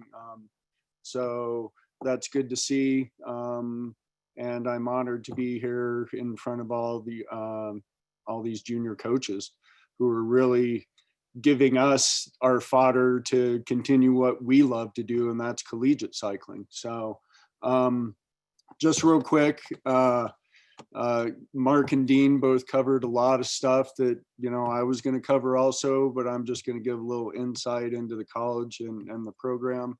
Fort Lewis College, Durango, pretty good setting here in the mountains of Southwest Colorado. Fairly small school, small average class sizes. You can see our major majors there. And you can go on to the next slide. What really makes us what we are is our Durango community. You know, we are blessed, and both these gentlemen had talked about the resources available. Well, our resource is mountain bike trails. From pretty much the end of every street you can see there's a trailhead that goes off into some trails. Obviously, you know, tons of miles of highways and roads and county roads and gravel roads. The community has 30 plus cycling events per year in pretty much every discipline. And what really made this town become such a cycling town was Iron Horse Bicycle Classic, almost 50 years of it going on. Hosted the 1990 Mountain Bike World Champs, a couple Mountain Bike World Cups.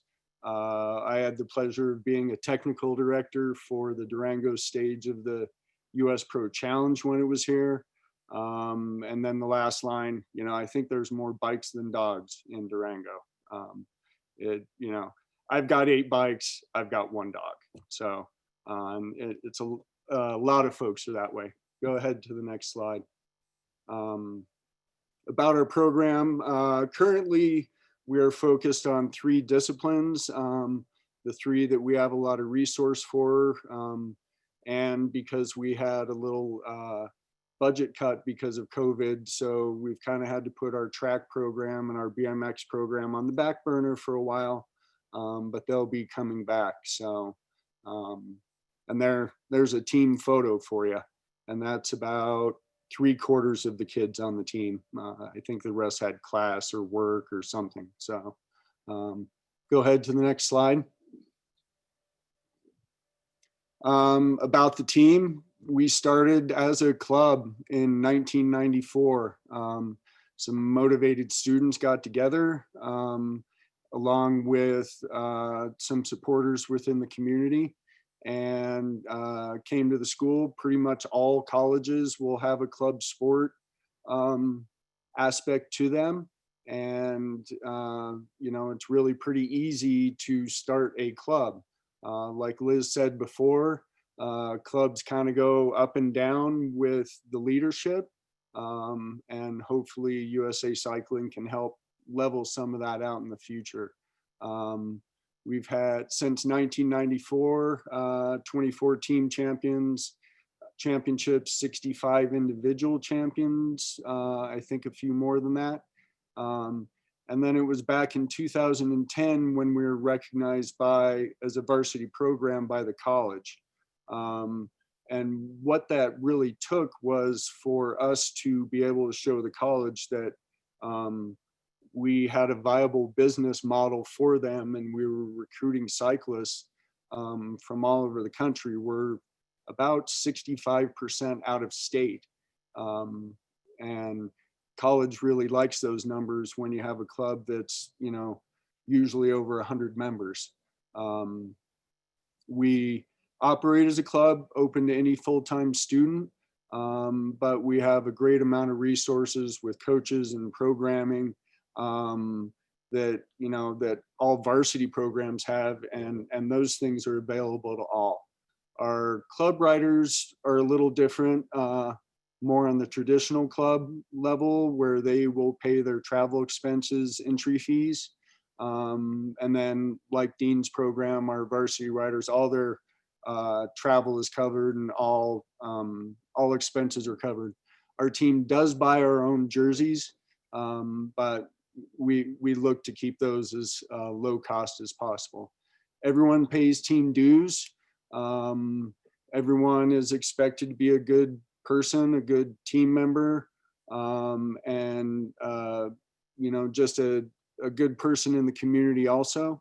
And then really our program just focuses on a healthy, positive, fun experience for all via the bicycle, and using bicycle racing as our means.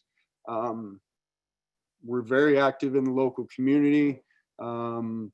We run a time trial series and an annual road race, a short track series, a cyclocross series, annual roller races during our winter celebration. The team fundraises about $60,000 per year. About half of that is for our scholarship program. We do not have institutionally funded scholarships, but we do have a very supportive community and friend group that helps us raise money. And then just very involved with our youth mountain bike program, Durango Devo, our big race, Iron Horse Bicycle Classic, and then Trails 2000, which is our trail advocacy group here in Durango. Go ahead on to the next slide. There's kind of our info, my email, team website, social things, and our events page. And with that, I just want to say, coming from kind of both worlds, having a club and a varsity program and talking to junior coaches, what I think is most important is for all you junior coaches to tell your students who are going to go on to college that, collegiate cycling's for everyone.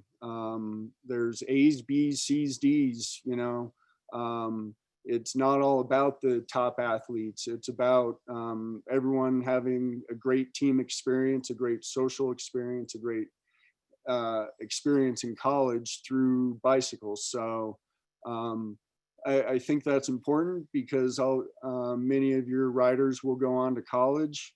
And if there isn't a team at their school, if they know of other riders that are at that school, they can get together, they can approach club sports, they can jump a few hurdles and they can start a team. It's really not that difficult as far as within the club. I agreed with what Mark had to say.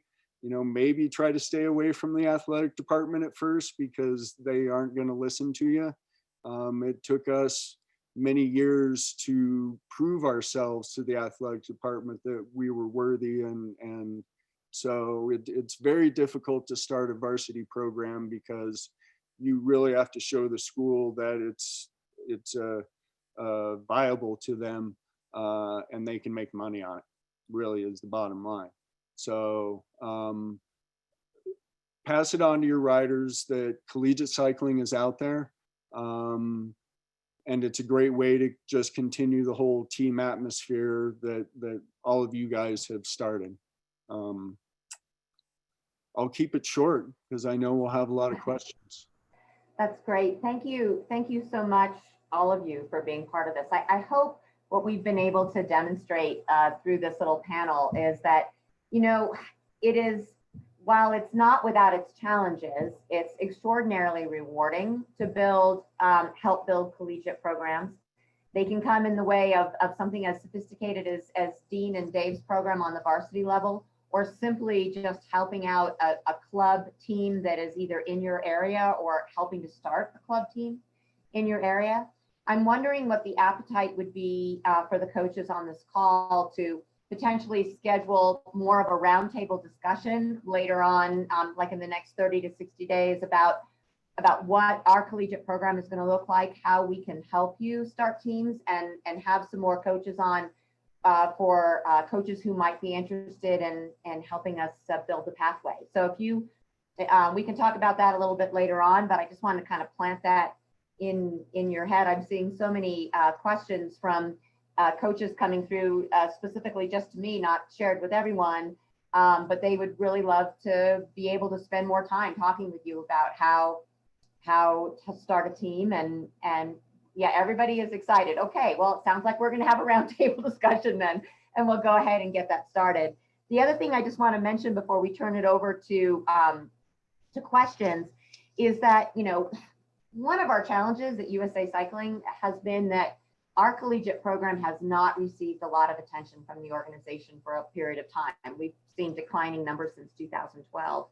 And as part of that, our content and resources and web assets to support you in starting new teams, we're in the process of rebuilding those right now. And so I'm hoping that within the next 30 to 60 days, we'll have some more information available to everyone. We also have, as part of our Reimagined plan, a complete redo to our website. A number of you have sent me notes saying, you know, what's up with the conference websites? I can't seem to get any information. And, you know, part of that was the original structure of collegiate cycling was we had these 11 different conferences who sort of did their own thing, and they operated really independently from USA Cycling. And so we've lost some cohesion in the program. And the goal is to sort of bring everything back in under an umbrella, have a really great website that's loaded with resources for parents. I'm sorry. Gosh, I think I should go back to college and get my language together. But for parents, coaches, and riders, you know, just letting them know that this exists, and how we and how they can continue to participate in the sport. So we're getting a bunch of questions in. Let me see if I can go through them. Everyone seems to, as I mentioned, okay, so one of the questions from Andrea is, when Rob mentions expanding USA Cycling's mission to include events such as more racing, gosh, this is really difficult because every time someone puts a comment in, I lose your question. I think the question was, what are we doing about providing more opportunities to race for collegiate students? And I think I can take that one. As part of our Reimagined plan, what we've discovered is that it is pretty, historically, the schools have put on races. And like Dave mentioned, they have a very robust race calendar that they do. Some schools do that really well, others don't. And the feedback that we received from a number of the particularly club teams was, it's getting increasingly complex to host events. So part of our Reimagined plan is rejiggering our conference structure to align it with more of a regional racing structure, and encouraging our professional event promoters to add junior categories and to add collegiate categories to their existing events to increase the number of opportunities for kids to race. Let me go through some of these other questions here.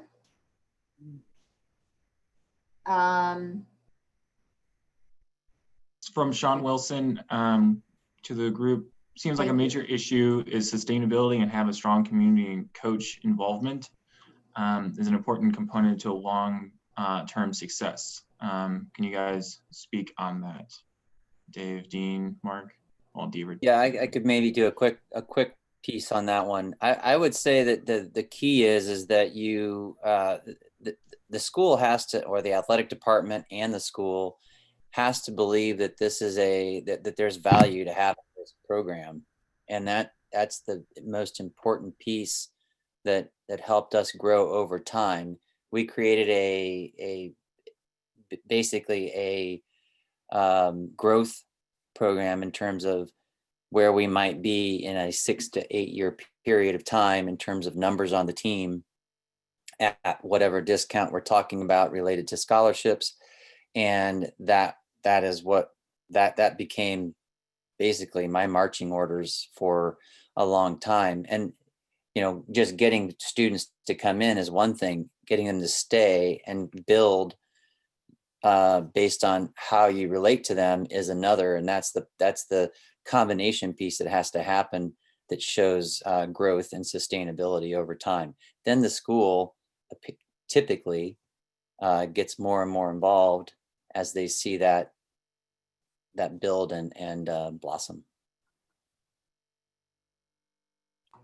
Yeah. Anything to add to that, Dave? And from what I've seen, I'm pretty familiar with a lot of, you know, club programs here in our conference, and usually the best club programs out there will have some sort of local community mentor or someone who just kind of makes sure that the program continues when Jill Smith graduates, that the program isn't going to die, right? So I think that's very important for sure. You know, if I can just add to that, I think one of the things that we are looking for to bring more coaches to collegiate cycling is essentially having an adult in the room and to really help with the succession. I mean, some of our most successful club programs, I'm thinking about CU in particular, I mean, they have a coach that is part of the club and is there to make sure that the club continues after the most passionate riders actually graduate. And so I think that's really important, and that's a great opportunity for coaches to help us grow collegiate cycling and keep it going. You know, we may have, and you are all welcome to reach out to me directly. You know, we have a number of clubs that could really benefit from having you guys be involved in their program and helping them. And so, you know, you don't need to start a new program, you can help an existing one. So I think there's lots of opportunities out there. I'm going to let Parker read the questions because my chat has disappeared from my screen. So Parker, what is our next question? Yeah, you can maybe speak to this, Liz. How do you expect to meet the expectations that the Nika kids have for cycling at the college level?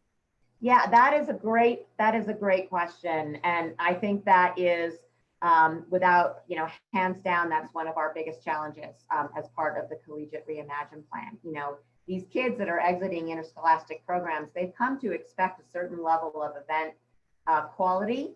And, you know, my understanding is that historically, with the exception of some of the events that are actually hosted, but I mean, at one point in time, collegiate cycling was a chalk line in the middle of the road with a guy with the stopwatch saying ready, set, go. And we know that these kids are exiting these programs with a specific event experience. And so that's one of the reasons why we're looking at creating partnerships with professional event producers to be able to host collegiate events for us. Again, that's all part of this broader structural change that we're looking to do. I think the other thing that we need to do a better job with, and you know, and I've talked to Steve Matus about this on many occasions, is how do we get the word out to the Nika kids that collegiate cycling exists? Again, it's an awareness challenge that we have. And we're hoping as we begin to build this program and we can do more with Nika and other interscholastic programs that we can get the word out to the kids, have some good, you know, again, if you don't have a program at the college you're going to, let us help you build one. Here are some resources to do it, and here's a coach in your area that can help you. So we're working on it. We'll get there. Parker, any other? We're good for now. Nothing. Okay. So we've got one coming in.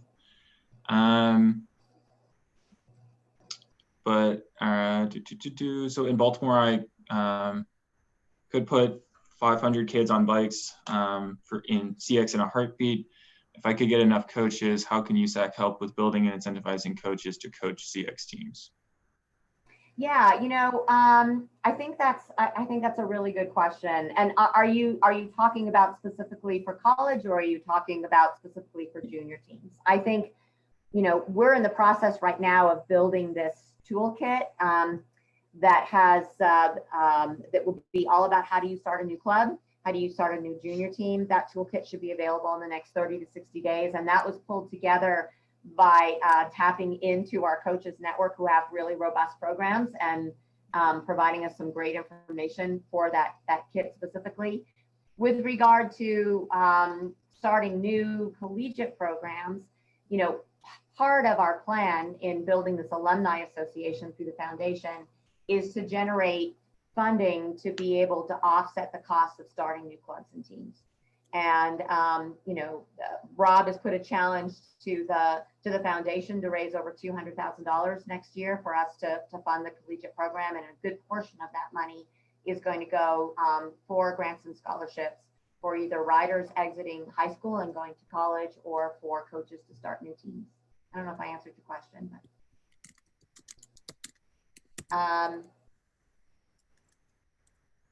is there, Karen, I'm starting to see them.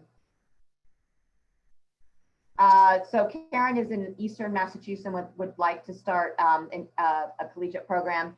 Yeah, you know, there's a couple of things that we can do. We do have a listing of all of the collegiate teams and clubs that currently exist. Also, there is a network of 11 collegiate conferences. Some are better than others across the country that sort of oversee that grassroots aspect of the program. So Karen, at the end of today, I'll send out my contact information. If you want to send me an email, I can connect you up not only with the collegiate conference there, but also give you a listing of all the schools that exist. There's a tremendous opportunity out there to build new programs, and a lot of schools had programs at one time and now they don't. So it's just a matter of getting back in on campus and getting those going. Dean is suggesting that using collegiate students to help if there are any college teams near you. Dean, do you want to expand on that?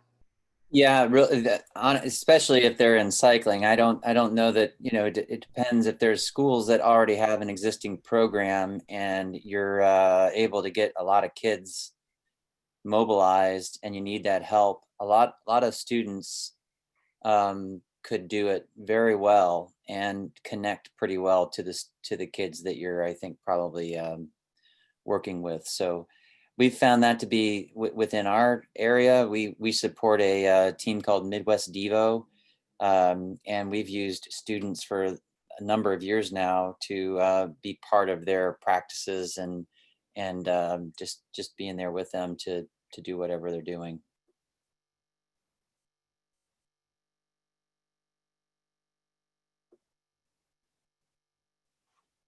Melissa had a comment about, is it possible to use the collegiate students as mentors to the junior development team? So you guys have any experience with that in your areas?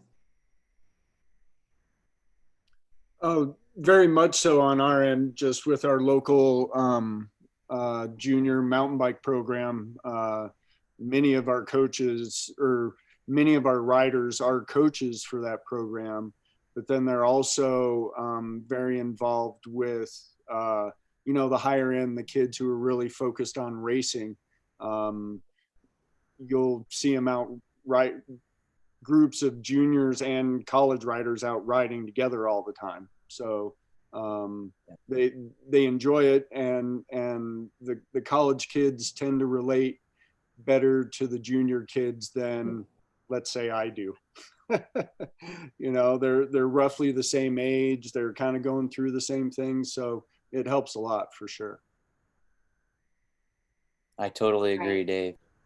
Yeah, and we've done it with BMX as well. The community loves to come in and ride with our students, and the BMX has built in a very good system of coaching and relating to younger riders. So a lot of times they're already pretty prepped when they come in. And then also on the velodrome, when you have those kinds of like venues, if you will, where you can isolate a little bit better, it makes it easier for sure. Okay, great. Parker, do you see other, I'm seeing a lot of stuff come through the chat. I'm not sure that we're addressing everybody's questions. Yeah, Parker, and is there anything that we're missing? If we don't reach everything, there's some questions around the coaching program. Jim is working, he might touch on that this afternoon on his segment on our coaching program. As you know, we had a shakeup with our coaching program this year. So we're working to rebuild that better and stronger for 2021. So a lot of the things that you have mentioned or questions, I think will be addressed as we go into the end of this year and the beginning of next year regarding on the coaching program as a whole. And how it relates to all this. That's great. Thanks, Parker. Greg has an interesting question for you guys, and then I think we're gonna have to like hold this for a little bit later, give everyone a chance to have a break before our next session. But Greg says, I have a different problem. I have faculty willing to host a club, but no student interest. Would love some help there. So how do you drum up student interest on campus for cycling? Oh boy. Yeah, having a faculty person there, is a great thing to have to get the thing going, but no student interest. I guess, are there enough cyclists to create interest? I guess you probably see kids riding bikes all over, and maybe they just don't understand what you're trying to do. Yeah, they have like club sports fairs at our school, where all the clubs get out and set up a table and students come by and get info, that sort of stuff. That might be an avenue. Writing chalk on the sidewalk around campus. Yeah. I think the other thing that we could do as an organization too, that we're going to start doing, we're going to try to do as we build our database. We're moving to a Salesforce database. We'll have a lot more information about our junior riders, particularly those that are heading to college. If you are at a specific university currently, if you're a faculty member and you want to start a club, shoot me a note and we can see if we have any kids that are heading your way. I mean, sometimes it's just a matter of finding them. Like you mentioned, Dave, just putting a table out and seeing what kind of interest you get. One of the coaches that was going to join us today, but was unable to do that. He's a USA Cycling certified coach. He's an Ironman U coach. He's the USA Triathlon coach and a graduate student at Tulane University. And he wanted to start a program. And he reached out to the community. He got bikes donated, and most of his riders, at least out of the box, had not been riding competitively or in any kind of junior development program before coming to school. And he got them interested in getting out there and just doing social rides. It was pretty interesting when we did a survey of all of our alumni as part of the sort of trying to understand what was happening with collegiate cycling. And one of the questions was, how did you come to collegiate cycling? And it's a little different. Times are different now because we have these really amazing junior development programs that didn't exist even just 10 years ago. But they were saying they stumbled upon a table at a club recreation fair and learned about cycling and joined their local club and think extraordinarily fondly about their experience and would if they could go back to college, they would do it again. So. We have a whole bunch of new messages, Parker. Are any of them things that we need to address right now, or do you think we can go ahead and take a break for 10 minutes? I think we could definitely break and then resume with Kristin at 11:30. Okay, great. So thank you, Dave and Dean and Mark, for your time today. I thought it was really interesting. It looks like we've got a lot of enthusiasm to sort of do the next step with some sort of collegiate program roundtable where we can dig deeper into best practices. And I really appreciate your time. Thank you so much for joining us. And hopefully we have a season next spring. All right, thank you. A 10-minute break, everyone. We'll be back at 11:30 with Kristin Armstrong. Thank you.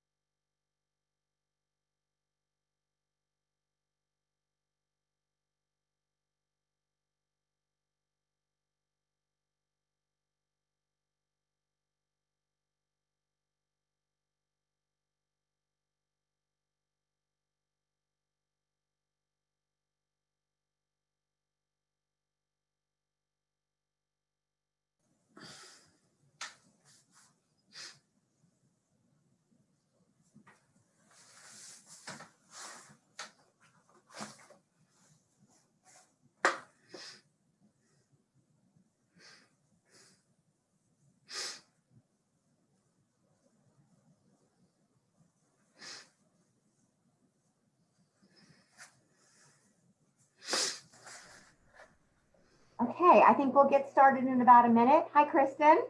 Thank you for joining us. Thanks for having me. I'm excited to be here. We got to remind everybody, though, you said I was Kristin Armstrong, and she spells her name differently. Oh, did I say Armstrong? I am so sorry.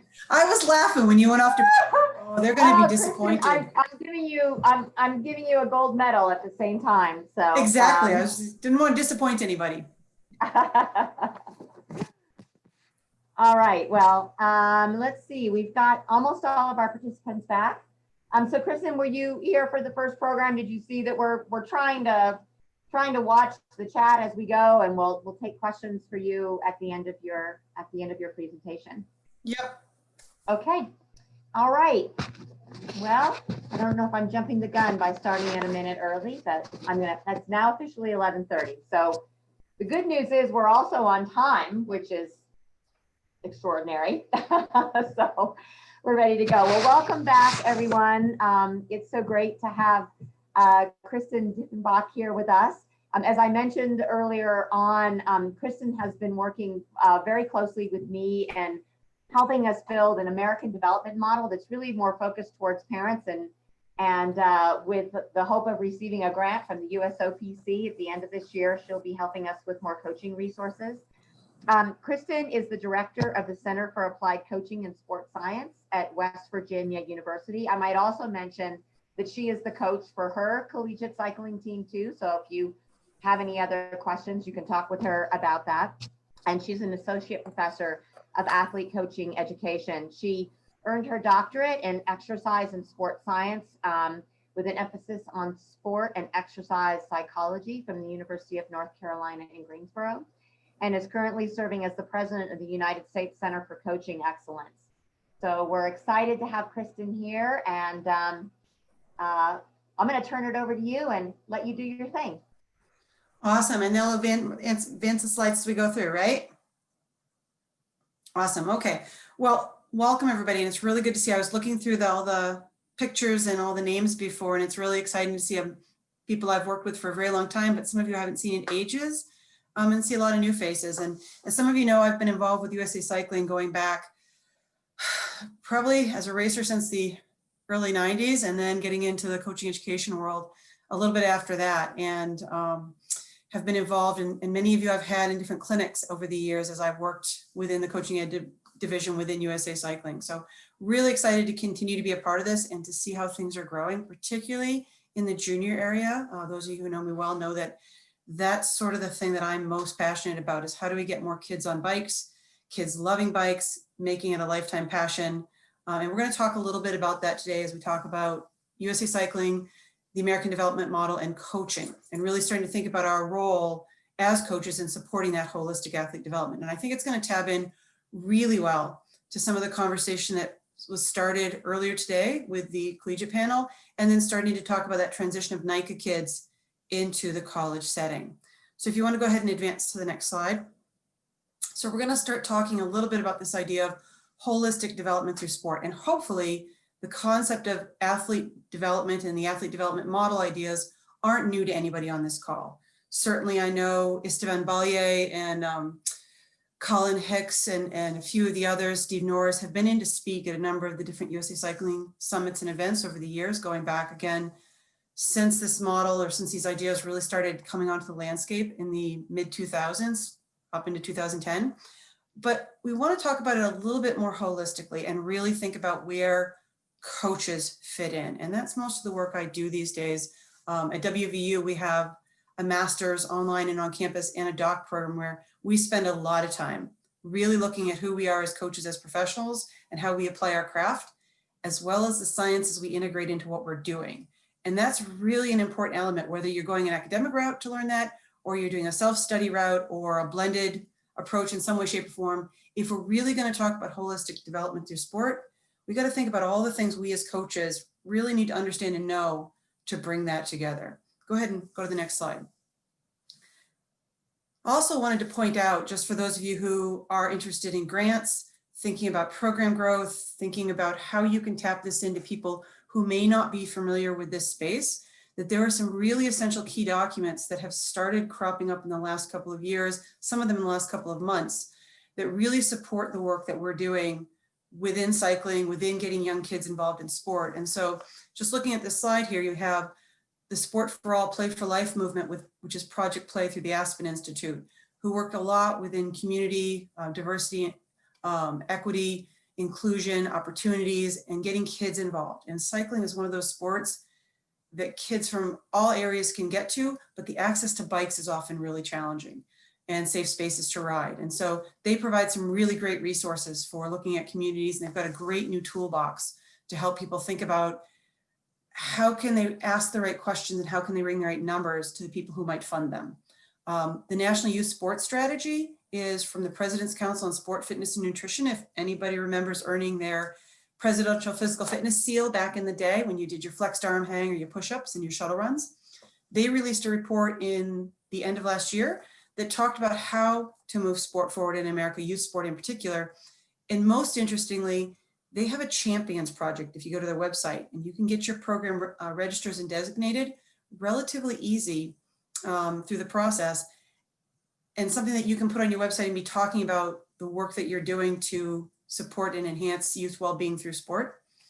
And that ties in very closely to the government's document on the physical activity guidelines, the USOPC's quality coaching framework, where they're talking about how coaches do things, and Shape America's standards for sport coaches. So again, starting to look at how we do coaching, not just who we're coaching.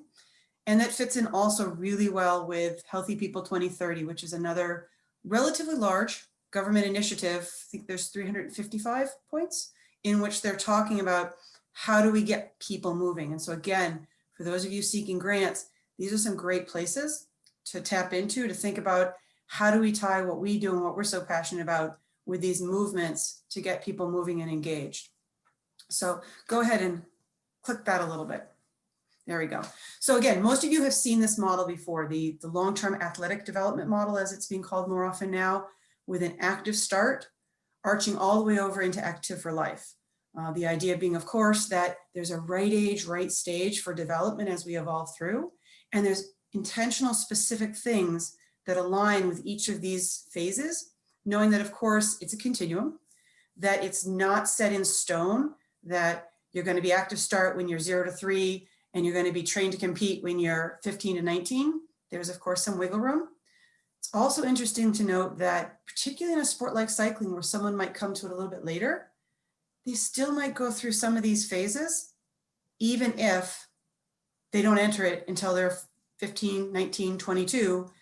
They're going to go through an accelerated curve of learning the fundamentals and learning the basics of riding if they've never ridden, but they still have to go through the process of learning how to train for that sport, training to train before they're ready for competition. The time span might look different, the process is a little different, but it's still a continuum and a process. I've even gone through this process with someone who hasn't learned to ride until they're in their 40s. So again, it's the process. And the documents down at the bottom that are of note, if you've never seen the Human Kinetics book on long-term athletic development, it's a very nice in-depth look at all the elements of a long-term athletic development process. The document on the right is a paper, if anybody's interested, that looks at the multiple models of athlete development that really come together to inform models like this. Again, we're talking about a big overarching model that's informed by a lot of different research and evidence. And then the document in the middle, if you haven't seen it, most of you are probably familiar with the Canadian LTAD, long-term athletic development model, because that really was the biggest, loudest, and first.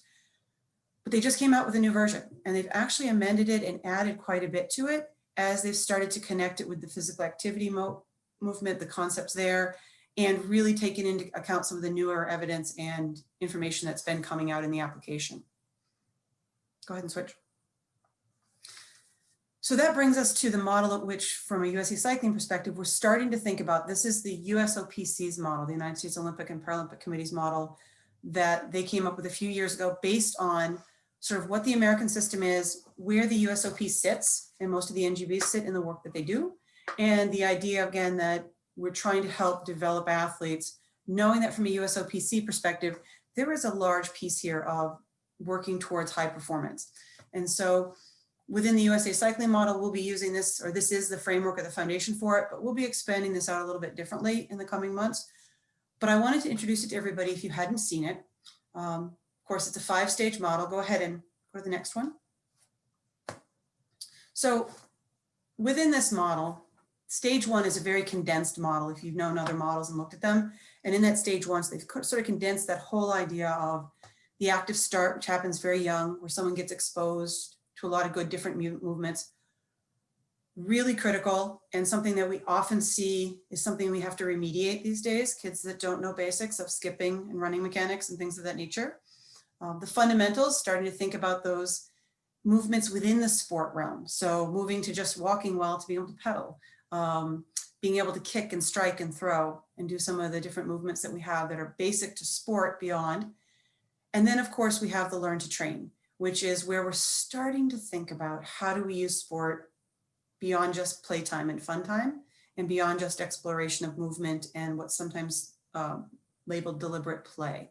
And so for many of you, this foundation of athleticism is something that you might see in your kids or grandkids or nieces, nephews, and other kids. But I would guess that it's probably not where most of you are spending your coaching time and doing things, except for the one-off clinic. But if you have the opportunity, if you're trying to build cycling in your community, offering opportunities and offering ideas around getting kids onto balance bikes and getting kids moving can be a great way to start getting the community to think more about this. And I do know that there'll be some exciting things coming from a USA Cycling perspective as we start thinking about and trying to help people see that cycling really is a whole lifetime engagement opportunity, that it is a family opportunity, and it's something that can really, regardless of the sports you do, can be complementary, which I think is something that often gets missed.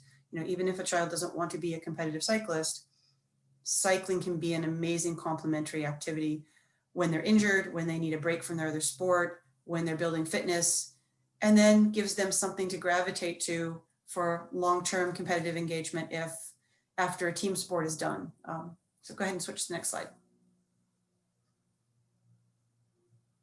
So when we take a look at this idea of cycling for athletic development, probably the meat or the heart of where most of you are sitting with the work that you're doing, within the USOPC's ADM model, we're really looking somewhere between stages 2 and 4, knowing that we've got to create an opportunity for them to develop and challenge themselves and start to think about what does it mean to get more competitive and do things. There's an opportunity then to think about starting to train and compete, where the emphasis is still on training and still on developing.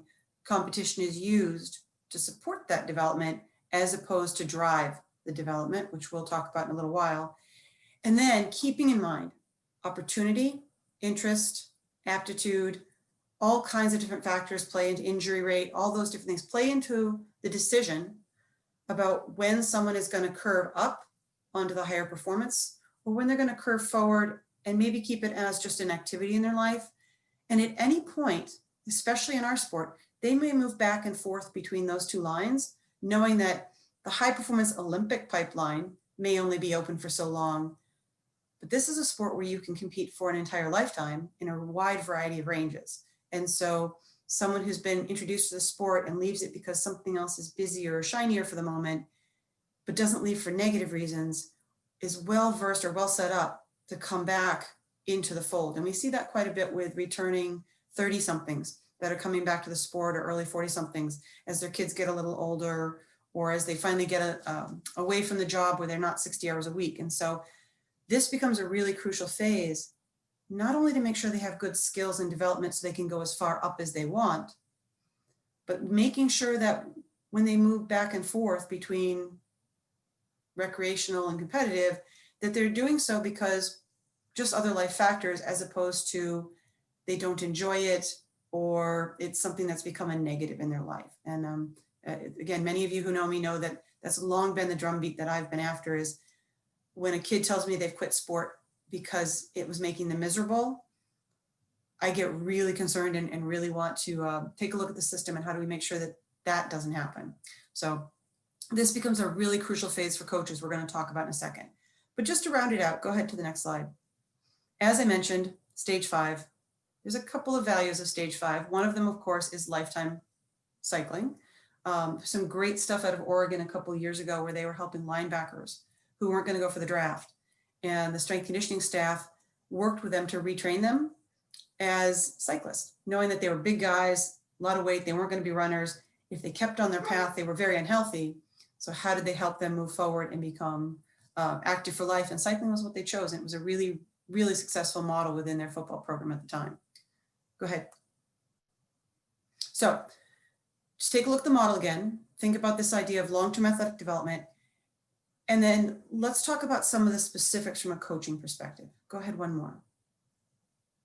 So some of you may be familiar with this. This is self-determination theory. It's pretty big out there in the concept of sports psych and working with athletes. And I wanted to point it out because it really strongly sort of underlies the importance from a coaching perspective of why it's important to understand long-term athletic development and how really looking at it, studying it, and embracing how to do long-term athletic development, not just know what the model is, can really support athlete growth and development. So self-determination theory from Ryan and DC really talks about if we can create opportunities for athletes that allow them autonomy, allow them to sort of grow into themselves and be a part of this experience. If it helps them develop a sense of competence that they're accomplishing something, which has been strongly associated with stick-to-itiveness and staying in an activity and enjoying it. If we can help them with that relatedness, which I saw many of you noting in the chat and what you've built in your collegiate programs, experiences that have been created that facilitate those three things have been strongly found to foster that engagement and motivation and that enthusiasm that really results in what we're all striving for. Best performance out of an individual. Notice I didn't say winning because we don't know what the person's aptitude is, but best performance out of the individual, the persistence, and if you don't have persistence, you're not staying on the bike or getting back on it after you come off it, and creativity. And so again, this idea that the better you understand the long-term athletic development model, the better you are versed in being able to apply it, the more likely you're to set up what the most prevalent theories right now are saying will most likely create the strongest athletes and the strongest athletic experience. Go ahead. Which leads us to something you may have heard quite a bit about. It's in the news, it's in a lot of blogs and it's being talked about a lot in this concept of athlete-centered, which means a lot of times when I talk about this, people get a little bit like, well, you mean you want the chickens to run the hen house? And really what we want to do when we start talking about athlete-centered is not so much look at it at the idea that athletes get to do whatever they want, whenever they want, which is not going to be a productive model. It's about the coach understanding the athlete and understanding what they need and understanding who they are and what it's going to take to get to the next level. So it's not a kids can do whatever they want, they can have candy for dinner model. It's a, well, I know my kid needs something sweet for dessert because that's fun and he likes that, but I also know we need some vegetables, we need some protein, we need to mix this up. So it's driven by the coach who understands the needs for development, but it really is always about the athlete. Go ahead to the next one. So let's take a look at this concept of coaching. And I mentioned before I was coming back to level 5, this idea of thrive and mentor. So this is where a lot of us as coaches come in, knowing that many of you, I think probably we could take a show of hands. So many of us have come from our athletic background ourselves and having been competitive cyclists. But it's a process of guided improvement and development in a single sport at identifiable stages of development. And it's guided by our wisdom and our knowledge. Go ahead to the next one. We know, and there's plenty of evidence as well as anecdotal, and the 195 of you on the call that can attest to this, what we do matters and sport matters. Sport can't do it alone. It happens because of dedicated individuals who are passionate about what they do.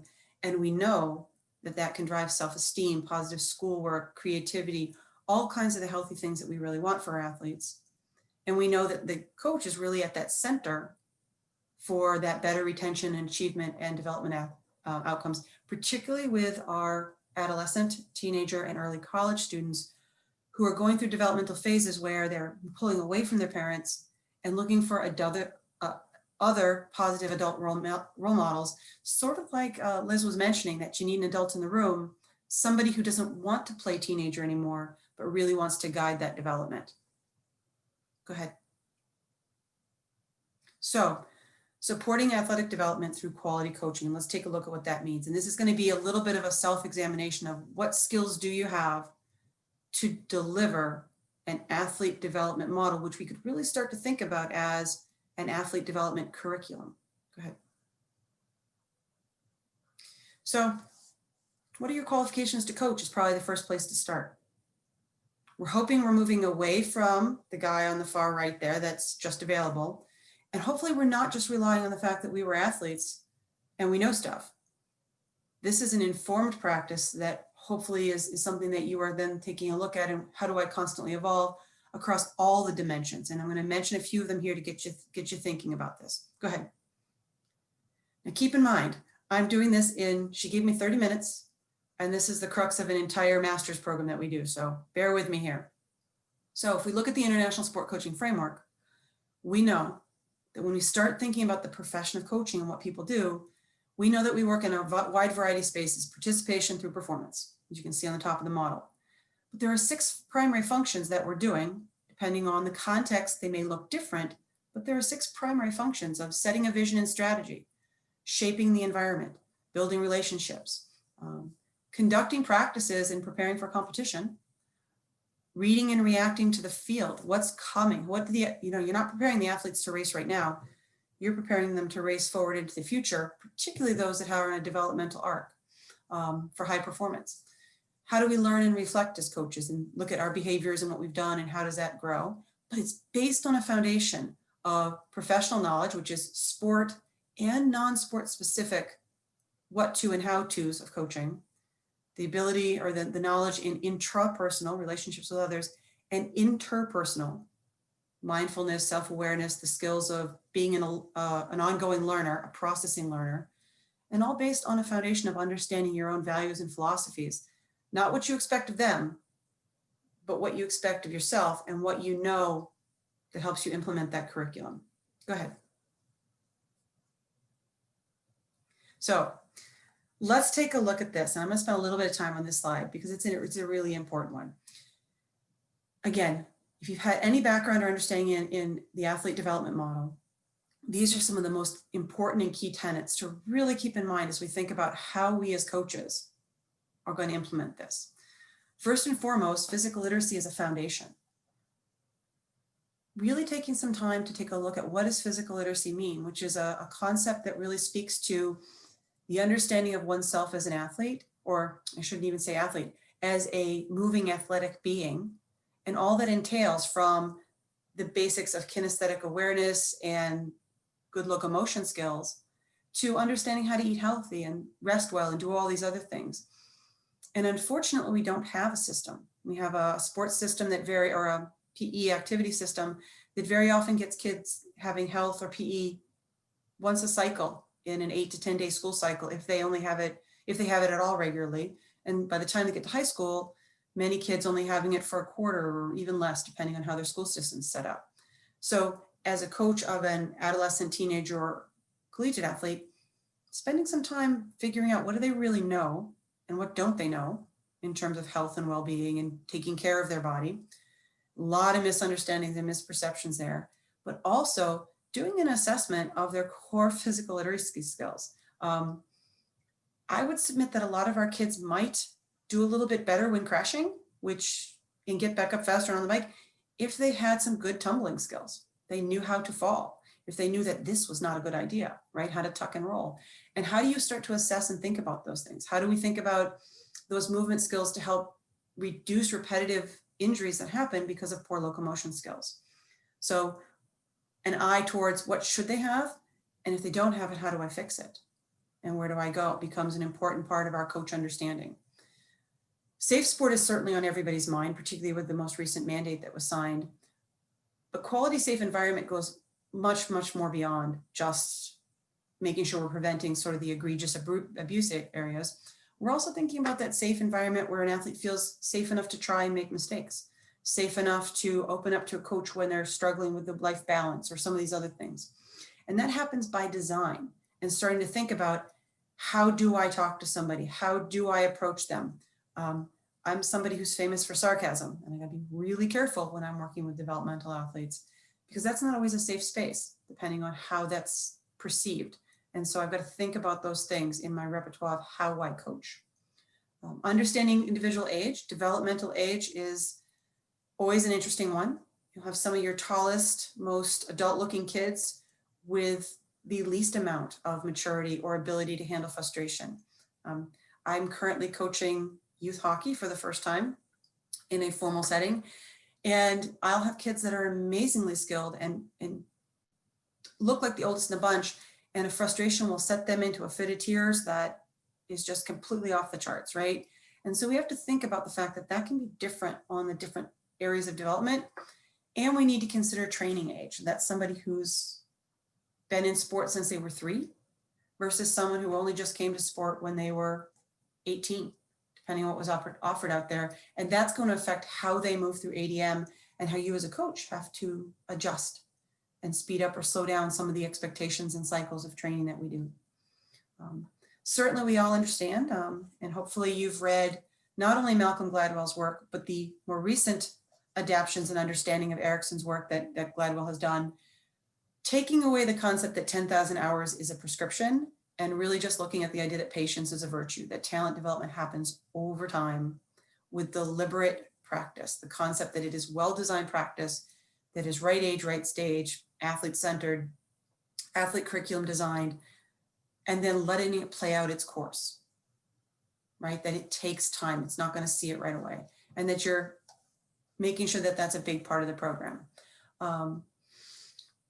We all know too that cycling really is a late specialization sport. While the child or an athlete, an adolescent may experience success at a younger age, that's often because the fishbowl is small, not because their skills are putting them at the Olympic or World Cup level. Due to the nature of the fact of the power and the explosiveness and the endurance that need to be built up, it really is an adult sport, with our 20s and 30s really being the place where we see our top athletes excel for the majority of the sport. And so it's definitely a sport that's worth introducing early. Balance, coordination, allowing a child the freedom of moving around on a bike is incredibly freeing and great for creativity and autonomy, but they're not going to really excel until they get into the later part of the cycle.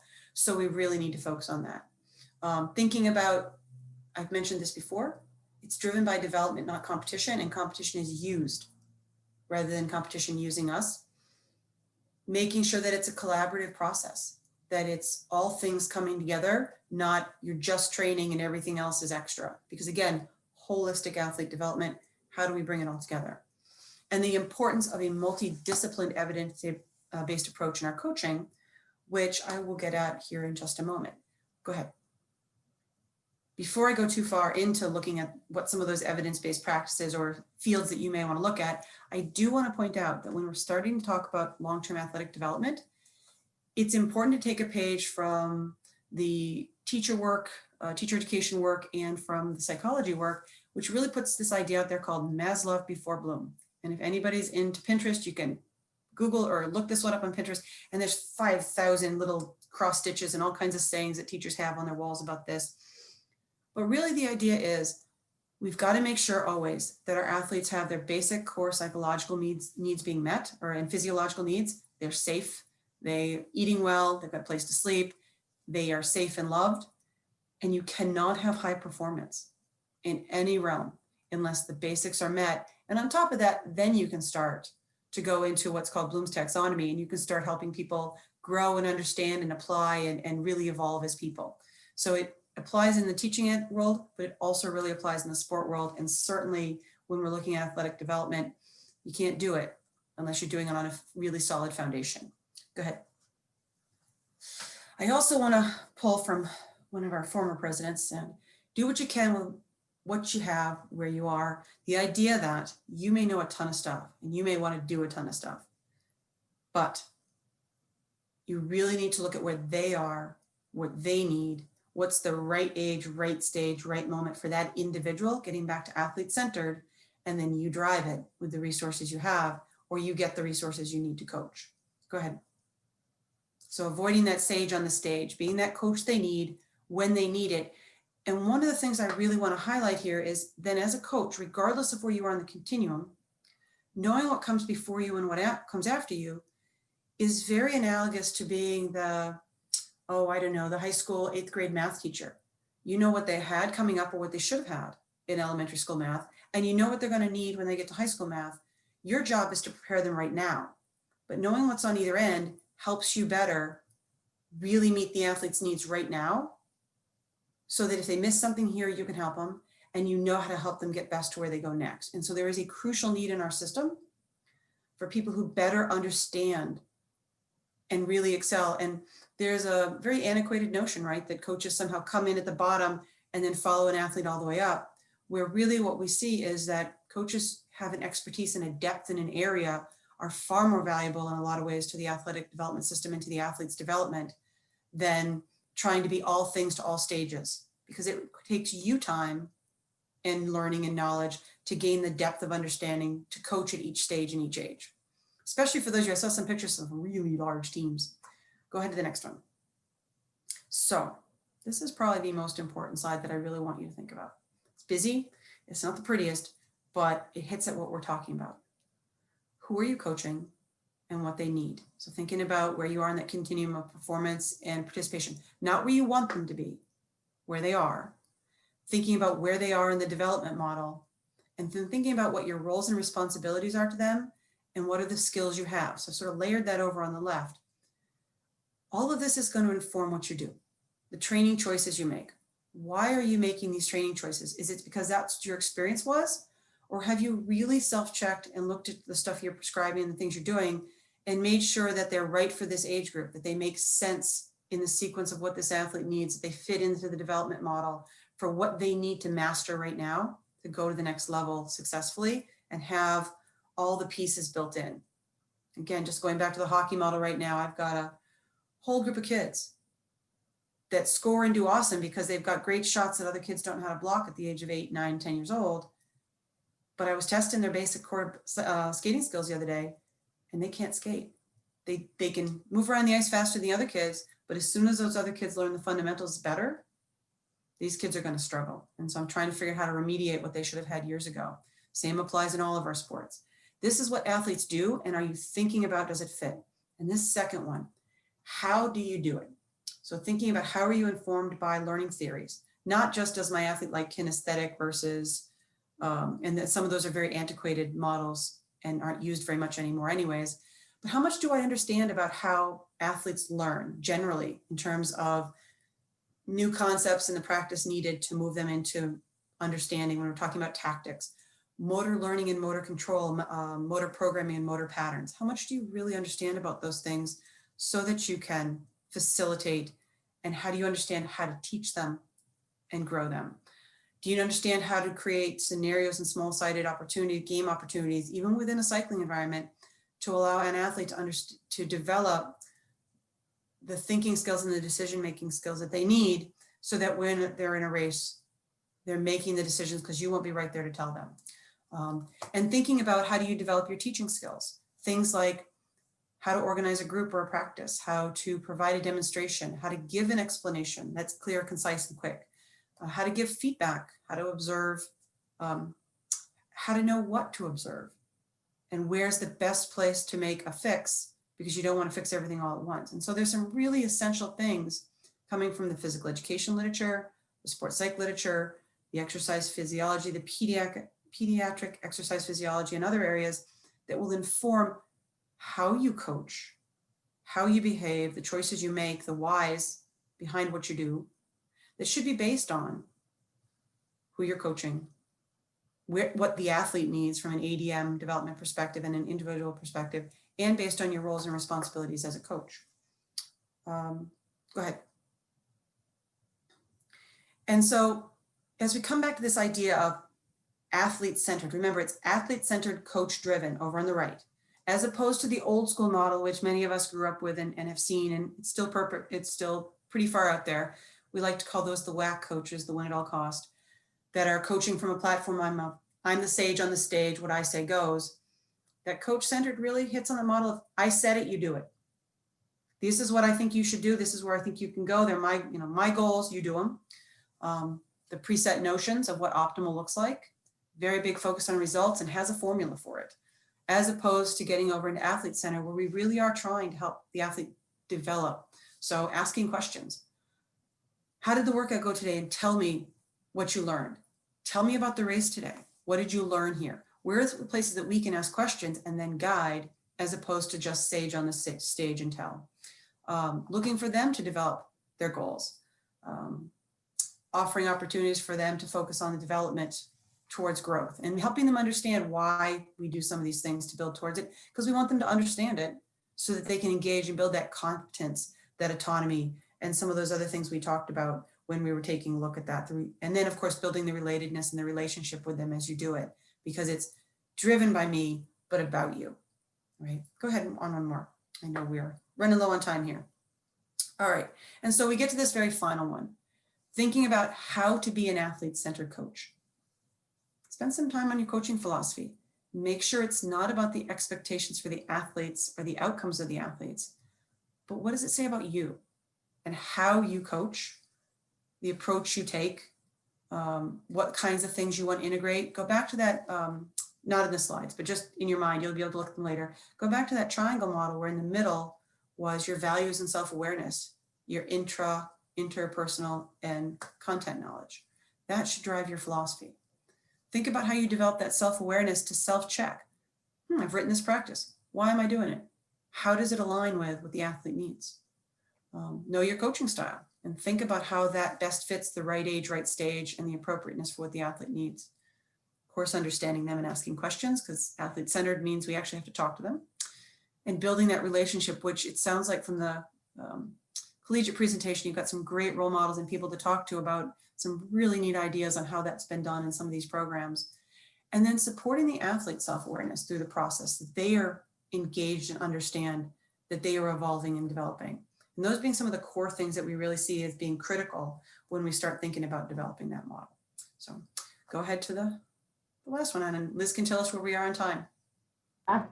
We're running low, but if there's anybody who has any questions for Kristin, and please feel free to send them over. Okay, Kyle Wolf has asked a question.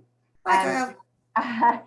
He wants to know if the talent ID camps brought all of those ADM things into play. He says the talent ID camps brought all the ADM things into play. Excuse me. Yeah, and I I just tumbling, know, nutrition, cycling, and these programs were already in place. Yes. Yeah. Well, and I've run one of the East Coast mountain bike talent ID camps for USA Cycling for years, and Kyle sends me kids, and that's a big piece of when I run a camp of how do we bring all those elements together, because very often they're only thinking about the riding and they want to go up the ladder, but they don't understand because no one's ever really talked about all the pieces. What about gender differences? Girls and boys are really different to coach. Well, yeah, and I will never dispute that, but I will also talk about the idea that we want to be really clear in the fact that it's a continuum and that not all girls will be over here and all boys over here. And there are often far more individual differences than there are between the two groups. And sometimes we create opportunities where those differences are more socialized than they are just inherent in the fact of boys and girls. But certainly it's something, and there's some great reads out there. Anson Dorrance, who was the head coach of the UNCG's women's soccer team, which led to the 96 Olympic gold medal winning program, and then a whole host of amazing folks that came out, has written some interesting stuff about how he had to stop and think about the fact that girls often focus even more on the relatedness and the interconnection with each other as opposed to the boys, and how we've socialized boys to be a little more competitive in sport and in life. And that will change the dynamics of how teams will work and how things will go. And again, as a coach, spending a little bit of time reading about gender dynamics and reading about teenage boys and girls and some of the processes and some of the unique challenges they go through can certainly help you apply ADM better in their spaces. Okay, great. I don't see, Casey wants to know if you're going to lead a USA Cycling Level 1 clinic next year if it happens. That's not up to me. Do it if Casey, asked, but it's not up to me. You can ask that question of Jim Miller, who's up next.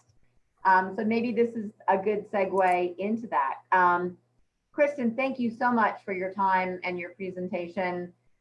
We're really excited to get this American development model stuff up and on our site and ready for people to use, and it's been awesome. Thank you. Okay, well, Parker, do you want to switch to the next? All right. So Jim Miller, I don't know that he needs a lot of introduction. I think many of you know him. But you know, Jim has been with USA Cycling for about 18 years. He took a short hiatus and went to work for Training Peaks, helping them with their elite development program. And he is back with us now, which is terrific. He is the Chief of Sport Performance at USA Cycling, and he's here to talk to us about this really neat concept that he's put together called Let's Ride Camps. So Jim, I'm going to turn it over to you. All right, thanks, Liz. And Kristin, thank you for going a little bit late. I thought I was presenting at 1 and found myself about 20 minutes away from the house with 10 minutes before I was supposed to actually present. So the extra 9 minutes saved me. So some of you heard my name. Some of you know me. For some of you, I might be a stranger. There's no stranger danger here, so don't worry. A little about myself. I began coaching cycling in 1994, which seems like a long time ago now that I say that out loud. While I was getting a degree at Colorado State University in exercise and sport science, I started working at USAC in 2002.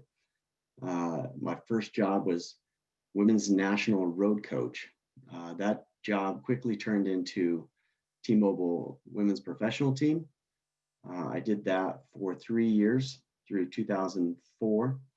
In 2005, we transitioned that team into an international professional team, and I remained as the national team coach. Somewhere around 2006, I guess, I probably became the director of road disciplines. So all the road disciplines that we had at the time, U23s, juniors, women's road. I had a hand in crafting, I would say I had a big hand in crafting all the pathways, all the programs, what they had became and matured into. Throughout the tenure of the early 2000s, I would pick up different disciplines as we had coaches come and go. I coached on the track, I would coach non-bike athletes, but always was more or less on the roadside. 2008, I was in charge of getting our BMX Olympic coaches up to speed in terms of coaching and preparation for Beijing. And then 2009, I became athletic director.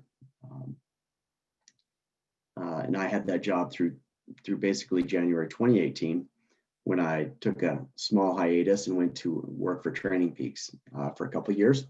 I led a business development group that they'd put together. It was a ton of fun. It's a great place to work. It's a really wonderful organization. They have world-class people. And it was just a really good experience for me. However, I think at the end of the day, we are who we are.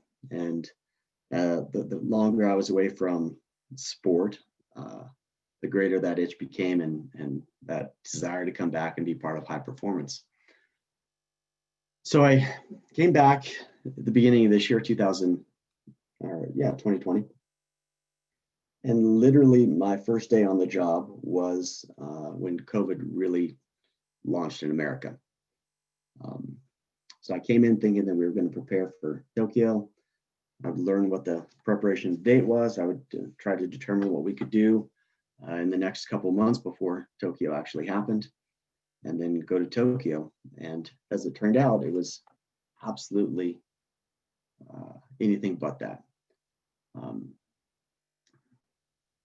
So it was a tough year. I think everybody agrees with that.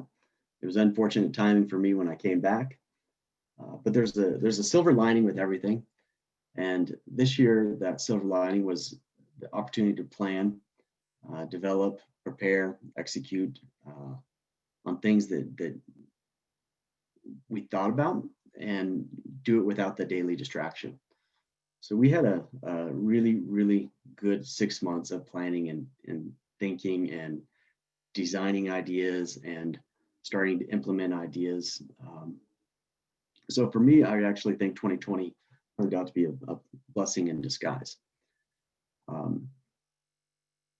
something that I found interesting when I left was once you detach from something you put everything into, you can actually critically look at yourself and look at what you created and evaluate it, and do it with without that sort of emotional tie to it.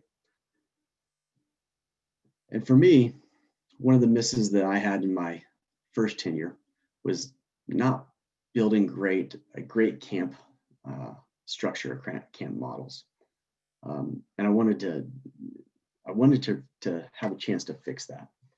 And this Let's Ride camp is the beginning of this camp model. My wife's a school teacher. She teaches elementary school. At her school, she had bike rodeos. She hosted bike rodeos. They had hundreds of kids show up to their bike rodeos. It culminated with Bike to School Day at the end of the week. And every single year, as they were approaching the bike rodeo week and Bike to School Day, she would ask me, why doesn't USA Cycling have a bike rodeo curriculum or something that we can just use, something in a camp in a box that we can just use? And my answer always was, it's not my lane. I do national team and we do high performance, and that's somebody else's responsibility. And the truth was that was my cop out of not tackling the issue and just saying, you know what, if nobody's going to do it, then I will do it. So as I came back to USA Cycling, I knew right away that this was going to be one of the things that I was going to fix and we were going to correct, and I was going to have a chance to make right. So as we started discussing this internally, something else I thought a lot about was, if you remember when you were a kid, you had these swimming classes that you went to. Your parents probably enrolled you in the swimming classes, and we probably all did the same swimming classes. You had tadpoles and dolphins, sharks, whales, whatever it was. But you loved these swimming classes because you got to swim with your friends, and at the end of the 4 weeks or whatever the class was, you got the stamp that said you were now a dolphin or you were a shark, and it was super cool. And I just keep coming back to it, something similar, like how cool would that be for cycling? How great would that be for bike riding? Next slide. Who's controlling the slides? Yeah, great. I was trying to do it. Parker's doing it for you, Jim. Okay. Yep. I'm trying to click it myself. I'm like, oh. So where we're at is we've came up with an idea. We know what we want it to look like. So over the next 20 minutes or so, we'll talk about the who, where, why, what of what we're calling Let's Ride. Next slide. So who and what? What is Let's Ride? In our vision, Let's Ride is just that. Let's ride. Anytime you call your friends, anytime you text your buddies, anytime it's time to go, that's what you say. Let's ride. So this is exactly what it is. It's let's ride together. This is intended to be a 1 to 2 hour day camp. It could be an after school program. It can be a before school program. It can be a PE class. It can be a church day camp, YMCA day camp, anything of that nature. I think honestly, if it has a parking lot, then we could host a camp on it. Target demographic for the Let's Ride camps are elementary schools, probably up to 6th grade. So that's the pre-Nika period, is when you as a kid use the bike as transportation. What we hope comes from these Let's Ride camps and what we want to do is 3 things. One, we want to promote helmet safety. Why do you need a helmet? How do you properly fit a helmet? Why should you wear a helmet? Why are helmets cool? It's funny, even in my own neighborhood, when I see kids without helmets, even though when I was a kid, you would have never put a helmet on me. You would have never got me to wear that helmet. I cringe when I see kids without helmets. I'm like, it's such a simple thing, and it can save their lives. So we want to make the helmets cool. bike skills. We want to just teach the very basic bike skills so that you as a young kid or your children or participants in this camp have a bit of confidence in riding their bike. They feel like they can ride their bike. And then road safety and how to navigate your neighborhood, how do you ride your bike to school. With the end goal being that we provide you and your parents, if you're a kid, and your parents, that comfort and knowledge and confidence that they think their kid can ride their bike to school safely and they don't have to worry about them. If we can get kids riding to school, to and from school, they inevitably explore their neighborhood and begin to capture that same sense of freedom we had when we did it as kids. I know when I was a kid, I had 30 minutes to get to school and I had 30 minutes to get home, but that 30 minutes was mine and nobody could tell me what we were doing or where we were going, what route we were taking, what trail we were riding, what alley we were going down, but we explored. And because we explored, we loved the bike. And I still have the same love for the bike that I had when I was a kid and looked at that same adventure and sense of exploration. Next slide. So the when and the why. Why is super important. Why do we want to do this? Why do you think it's important? Just as I talked about that sense of freedom and adventure, the why is the connection to the bike. When you explore and you associate the bike as fun and you and your friends are riding around and you're your own boss, it is fun and your association with that bike is fun. And just as we've all grown up with a bike, we find the bike fun and it's simply for that reason. And the why for us is we want others to have that same sense of freedom and exploration and love the bike as much as we do. We also think we have a really good DEI component that we can build into this. And having purpose in what we do is always important. Not everybody in America has access to a bike. We think that's a shame. We think that if we can get these Let's Ride camps to scale, and we can partner with organizations like Bike for Kids, there's a lot of them out there. They're in a lot of cities, and there are a lot of places. We can actually provide bikes to kids that may not have bikes. So rather than this just being a program that exists for kids with bikes, we also wanted to create a program that exists for kids without bikes and help them get bikes. So that is our why. When we hope to launch this is early spring.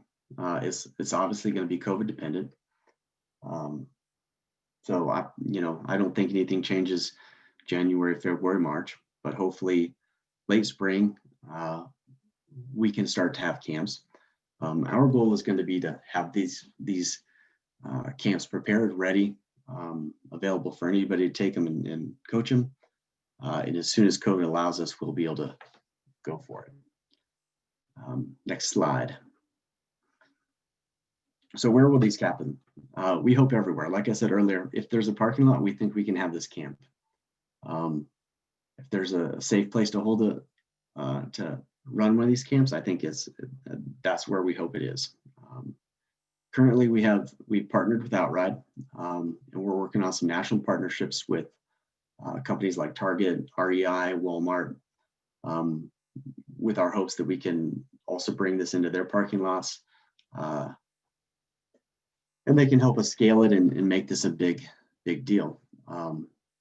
In order to pull this off, we're putting this idea of a camp in a box together. In the box is a toolkit for coaches to engage at their local school districts, churches, YMCAs, boys and girls clubs, etc. If you can think of a place to hold one, then hopefully we'll have enough in this toolkit to allow you to help you reach out to these potential partners and discuss this. And ultimately, our goal is to provide you a turnkey how to engage locally instruction manual. So anything that you need to host this camp, we're going to put into this box. Next slide. So what does this mean for you? That's always a question, right? What does this mean for USA Cycling coaches? What we're hoping to do is, again, provide this so that it's a camp in a box. It's turnkey. You can activate locally anywhere you are. That means nationwide, we should be able to access this. There's always has to be something in it for coaches. And what we want to do is give you 20 CEUs per camp. So you host 2 camps, roughly 4 hours. You collect all your CEUs for your membership, your coaching membership. This is a great way to get CEUs. It's an easy way. Hopefully, once you activate once, your time commitment to this a second time or a third time is next to nothing other than showing up to the camp. We think this is a really good way to partner with our coaches to give something of value back to you for working with us to provide something of value to future cyclists in America. Next slide, please. So again, as I mentioned, we're hoping to launch these in early spring. Right now, we're looking for 4 or 5 volunteers who may want to work with us as we develop this curriculum and finalize this curriculum. Having additional sets of eyes on this would be great. We appreciate anybody that wanted to be part of it. We should have a curriculum and camp manual put together by the end of January. We already are a long ways down the road in developing one and working on this camp, but we would love to have an advisory committee, a working committee, whatever we want to call it, a working group, to be a partner on this with us. And then we're also asking anybody that wants to be a coach of a Let's Ride camp, please put your hand up. If you'll send an email to coaches@usacycling.org, we'll collect your information. And as soon as we have a register now button, then we'll add your information to that registration process, and we'll send you information. So again, anybody that wants to be part of this and on the front end and help with the curriculum, we would welcome your assistance. And then anybody that wants to promote one of these camps and run one of these camps in the future, we would love to have you involved. Next slide. I am out of slides for you, Jim. Oh, okay. Then we are out of slides. So true to my earlier statement, I think I did that exactly in 20 minutes. Yeah, and Jim, we have quite a few questions. So Okay. Jed with CCAP asked if, and I think Jed, your question was answered by Jim, but he basically wanted to confirm that that you would be enabling local organizations to run the camps and that they would not be centralized and run by USA Cycling staff. Yep, that's correct. And Greg Hilmer said the League of American Bicyclists has similar programs on safety and skills. They've done a lot of them, so it sounds like you've got a volunteer for your task force moving forward. Excellent. Let's see. Doug Levins, how do we sign up to get the camps to our communities? Start with coaches@usacycling.org. Hopefully by mid-January, yeah, let's be fair. Hopefully by mid-January, we'll have a specific Let's Ride page up on our website, and there'll be a registration for coaches and potential users. Carmita says that she thinks that this could be a duplication of services. A lot of places already do this. Maybe Jim, spend some time talking about how our program is different from what has been out there before in terms of the resources you'll be providing to the coaches and the swag for the kids and all that sort of stuff. Yep, I think there probably are duplicates out there. I don't think there are. I know there are other people doing similar things. I think that the difference is that where they may be able to activate locally, regionally, maybe a little bit nationally, I think we have the potential to actually scale this nationally. At any one time, we typically have 2,000 licensed coaches. We're going to partner with another group that claims to have 2,600 members. And hopefully we can partner with a larger company such as Training Peaks that also has tens and thousands of coaches.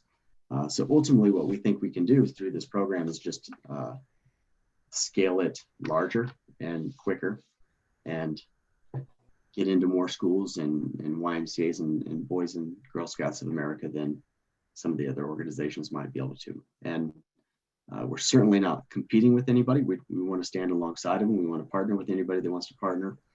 We want to be complementary and just get more kids on bikes, to be honest. That's all we want to do is we want to see kids riding bikes. Josh Patton asked if the toolkit would be available to collegiate teams and coaches so we could get the collegiate teams to host camps. I can answer that. Yes, Josh, absolutely. I think we're counting on them, and there'll be more information that will be going out to the collegiate community here as we get further along. I'll jump in and answer a couple questions that all link together. There's questions around permitting, safe sport, and insurance type things. All of that will be covered. Everyone that we use as a coach will be through USA Cycling. So you would have your safe sport already completed and a background check. So some of these different groups, like Jim mentioned, that we're looking to partner with, we would be bringing them under USA Cycling as coaches, and therefore they would be getting our background checks and going through our safe sport. We're also working, it's a new word. We're working on the permitting process that you'll be able to hopefully be able to permit specifically for Let's Ride camps. So it'd be essentially the same idea as how USA Cycling sanctions events right now. You would be sanctioning with us a Let's Ride camp. And then that covered, the insurance piece will be built into that. And then there's tons of comments around here. Oh, there won't be a permit fee. So that's another, all of this would be free of charge to USA Cycling coaches. You know, essentially we're providing you with materials and then you're going out and providing us with reach. So there would be no cost to you as a coach. And then as far as building a network and trying to build out camps kind of across the country and partnering people with one another, we're working on creating, just like we have for our events, we would be creating and don't quote me on the words of this, but like a Let's Ride page where you'd be able to see all the different camps happening at different times, where they are, and the dates, and then people will be able to sign up for those camps directly online. And then we'll also have the ability to sign people up day of on paper registration type thing where they would provide all that information. And then you as the person facilitating the camp would update that information after the camp. So we're working on the webpage side, not surprisingly, as you've seen USA Cycling's website before. It's not the fastest process, but we're gonna try to make it, we're gonna have Let's Ride camps branded as their own thing. And so you'll be able to see all of that there on our website, and it'll be very easy to access. And our goal is to make it as seamless as possible for you as coaches to be able to kind of click on a button that says, I want to host a camp. And then you'll be able to go through the step-by-step guides of what that requires, where the information for each step is, etc. Great, thank you, Kelsey. Jim, Noel has a question. He said, between Let's Ride camps and high performance development, what is there now or what is planned for the future in that space? Seems like the Talent ID camps help create a step in connecting the two and a potential development pipeline for kids who want to take a step to the next level. Good question, and I'm glad you asked it. Now I can talk probably for the rest of the afternoon. So from Let's Ride camps, we have a second set of camps that we're going to call Olympic Development Camps. These Olympic Development Camps were formerly known as Talent ID camps or regional skills camps or skills camps. At any one time, they had several different names, but in the future, they'll be called Olympic Development Camps. Rather than having, let's say, 5 to 6 a year per discipline, maybe the road discipline had more than the other disciplines. We also hope that we can scale these a bit and offer them to this coaching group to host one as well. So as we build an athlete pipeline from Let's Ride to the Olympics, we're also at the same time trying to build a coaching pipeline. So we'll have Olympic development camps. The next step from Olympic development camps is the Olympic Development Academy. the Olympic Development Academy for a visual used to be our development programs. They're being rebranded as Olympic Development Academy. With that academy, it'll be a much more robust, larger platform. There'll be coaching opportunities within the academy. Above the academy then is the national team or national select team. So there's a clear delineation between academy teams and national teams. National teams are World Cup teams, Nations Cup teams, Supercross events, World Cup freestyle events, track World Cups, that level. And then above that national select level would be your national team, which is Olympics and World Championship and Pan American teams. So from the bottom to the top, there's a direct pathway, but we're also hoping to build in coaching opportunities at all of those levels, so that there's a coaching pathway as well. Great, thank you. Jed would like to know, Jed with CCAP said equipment support will be crucial. Will grants be available to purchase fleets for camps? Say the last part again. I didn't hear. I think that Jed's concern is relative to equipment and whether or not there will be any grant funds available to purchase equipment if needed. Yeah, what we're hoping to do, Jed, is put together a curriculum, identify what needs to be included in that camp in a box for you to host the camp. And then as you register to host a camp, we'll have a distribution fulfillment center that you'll order your camp box from. And within that camp box, it should be all the tools you need to run the camp. It should be all the instructions to run the camp. It should be participant swag. So we hope to give every kid a t-shirt. Kelsey mentioned it's going to have its own brand, its own look, its own identity. I would hope that it's something fun and cool that would resonate with elementary school kids. It includes stickers, it'll include little bicycle license plates, and a free USA Cycling Let's Ride membership. So everything you need should be in that box. We're working with as many partners as we can right now, so that, and particularly in that grant area, so that we can put this together in advance of that. I think one thing that is, Kelsey was talking about the no cost to the coach. Our vision for this is no cost to the participant. We don't want any kid that wants to be part of this to pay anything to be part of it. All they have to do is show up to it and they're in.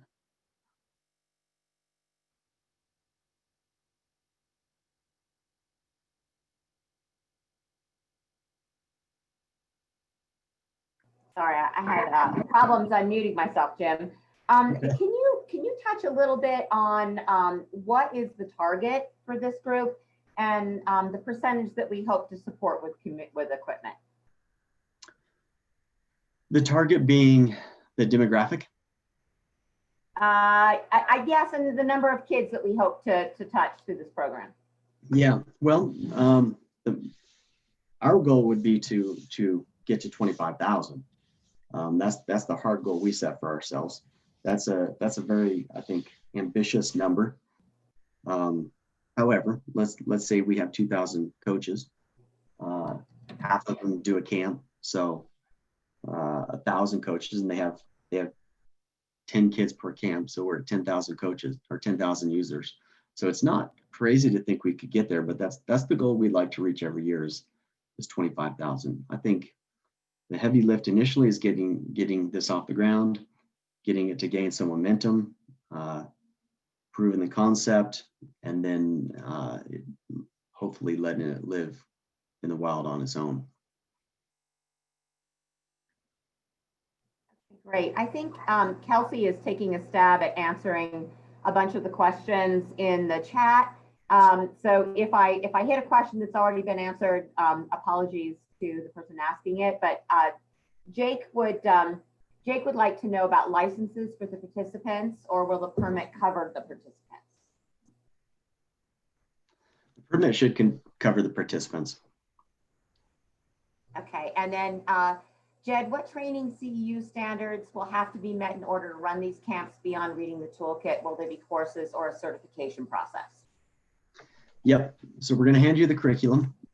We are gonna include in the Camp in the Box the opportunity to do an online BICP Ride Leaders course, which then will walk you through really leading a camp like this for rider safety, preparation, planning, etc. It's a 30-minute online course that is super simple to follow, and I think would give a lot of insight on running one of these camps. It's not going to be mandatory for you to go through it, but I think it will be helpful.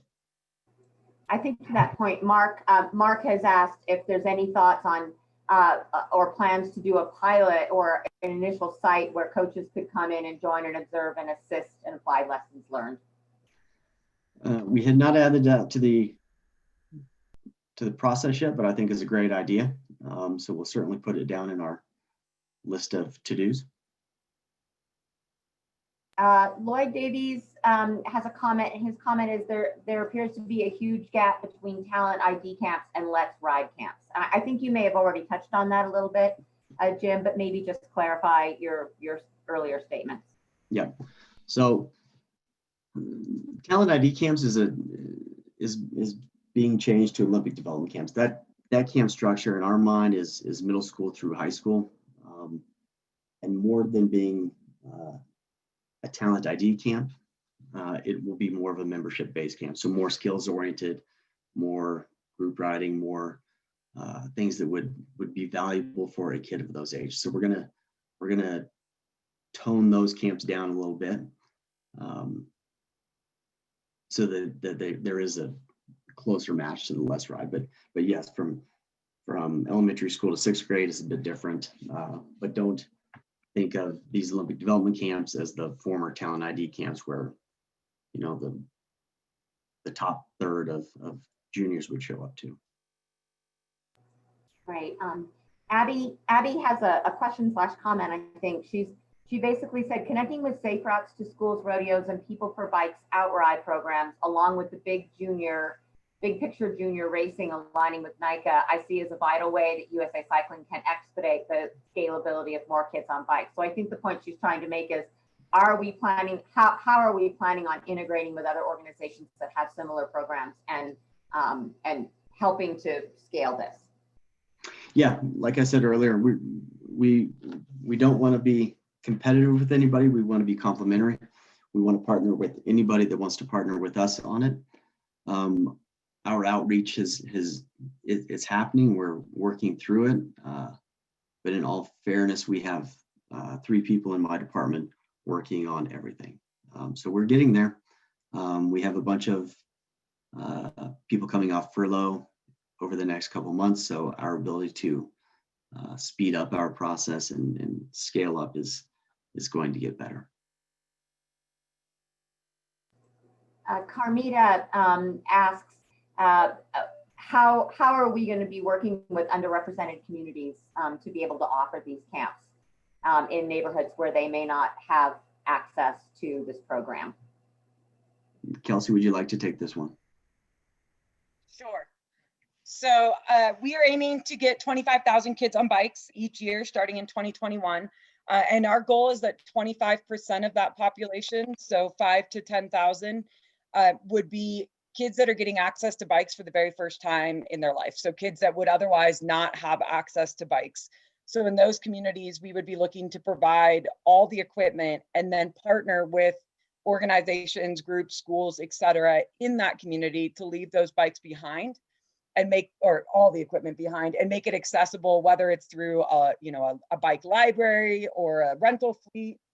We're exploring different options there, and our toolkit, our electronic Camp in a Box, will include suggestions and examples that you can offer up to the community that you're operating in. So we're absolutely hoping, and our goal is to get into communities where we don't currently have much involvement, where they are being underserved and under-resourced, and to be able to not just give them an opportunity to get on a bike, have fun, and then, say, bummer, you know, you don't have a bike, but actually we're leaving that behind. So this becomes something that they can have and tap into, whether that be, you know, through a bike shop or their school. We won't dictate how that works, but we're working with partners to provide all that equipment. And so part of the sign up, when you sign up to host a camp, you would be able to indicate what community you're going to be working in and request those resources.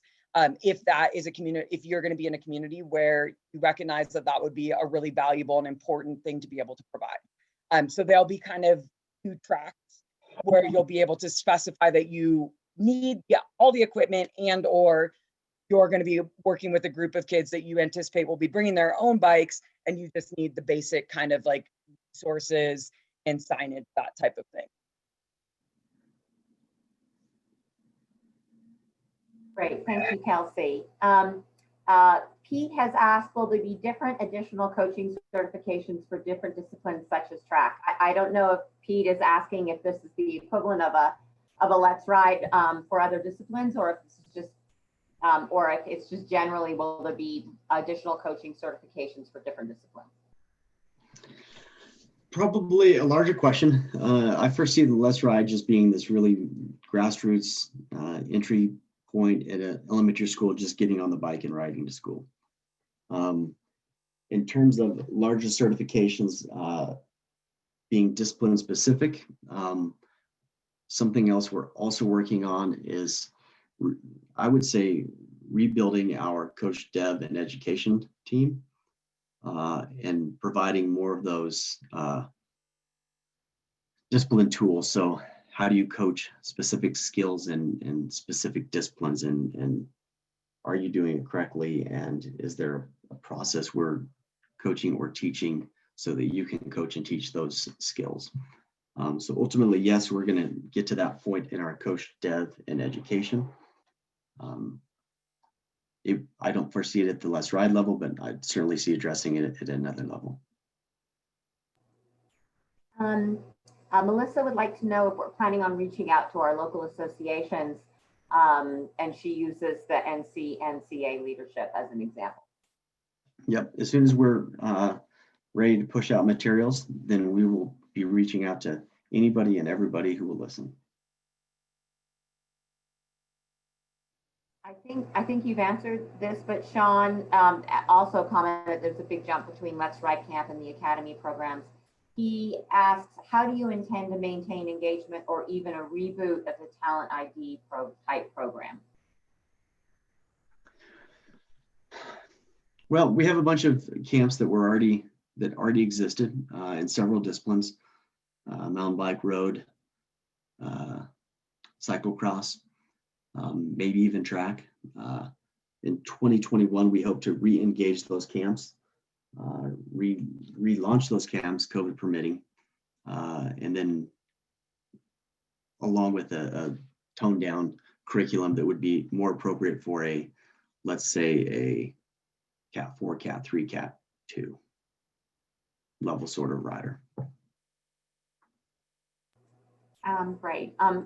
Armin asks, is it possible for 2 coaches to run the camp and split the CEUs? Sure. And then I think that Kelsey may have answered this, but David asked, how is insurance being handled with the Let's Ride camps? Yeah, I think Kelsey did. All the permitting, all the insurancing will come through us. You as a coach shouldn't have to do anything with it. Part of the signing up as a coach would include that into the camp, and it would just be a pass through. The exact mechanism of it, yeah, we're still working that out, but that's our intent. Okay, well, I think that seems to me like that is most of the questions for you, Jim. I don't know if you have any concluding remarks, and then what we might do is just take a little break before our next presenter. So do you have anything else you'd like to add to your presentation? No, that was rapid fire question and answer. That was fun.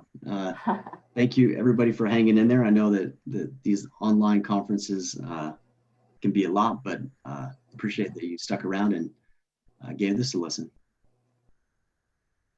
That's great. Kelsey is telling me there's another question that I may have missed. I'll Kelsey, jump in on this one. Yeah, thank you. There's a question about if we have members of those communities driving our model. And that's a really great question. So we have our Diversity, Equity, and Inclusion Task Force at USA Cycling. We launched in June, or we launched the task force in June, and the task force is helping take responsibility and lead on the development of these Let's Ride camps, particularly as it relates to getting them into communities that we currently don't have engagement with. That being said, Carmita, you've raised a couple really great questions in here. If you have people that you would like to recommend or individuals that you think should get involved, we would certainly appreciate those recommendations and connections. And then as far as another great question around the interface between USAC and the schools, we'll provide all the materials that would have all of the information about what the camps are, what the coaches have done to be considered qualified, and all the information, and even guides on like how to engage with your local school district, et cetera. And that will also include direct contact information for us. So if there is a desire to communicate directly with someone from USA Cycling, they will by all means have access to do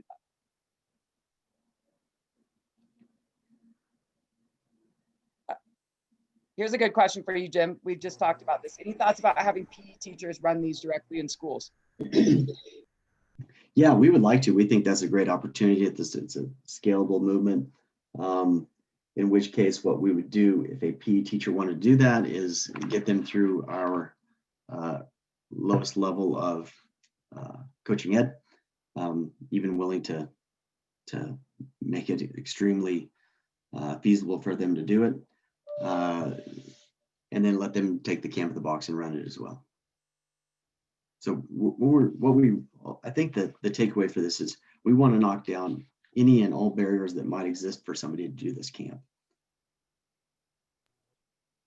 Great. I think that is the gamut of our questions, Jim. Thank you so much for talking to us about this exciting program. I've been sort of viscerally involved with it, and I think it's really exciting and a neat way to get kids on bikes. So thanks so much for putting that together. I think what we'll do is we'll take a 5-minute break before our next presenter begins, and then we'll go from there. So 5 minutes, everybody. Why don't we meet back here at 12:55, or actually, why don't we keep on schedule? We'll do it at 1 o'clock. If you all come back at 1, we'll finish up the program with David, and then we'll do some basic announcements around some programming that we have going on at USA Cycling in addition to what has been outlined today. So talk with you all in a bit. Great, thanks for having me.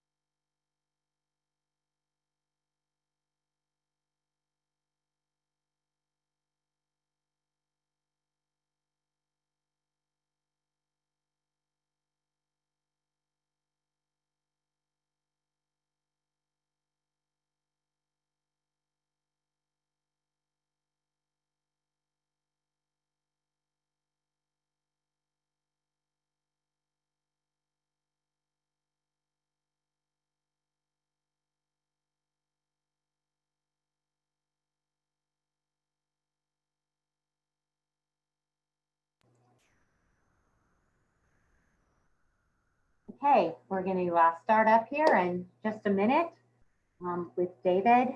David, I'm assuming you are on. Parker gave me a thumbs up that you're ready. So why don't we go ahead and get started? So I'm really excited about this presentation. David is the founder and head coach of CIS Training Systems. He is also a Bicycling Magazine membership coach. He founded his program in 2006. It's New York City's premier cycling program with, as he says, a global presence. And his primary focus is to create effective cycling training development programs and coaching in all forms, designed to drive performance through personal and professional development. And David is going to talk with us about diversity blind spots. So David, if you're ready to go, I'm going to turn it over to you. Sure. Hello, folks. What's good? What's the good word for today? It's 3 o'clock New York time. So what are we going to talk about, this diversity blind spots?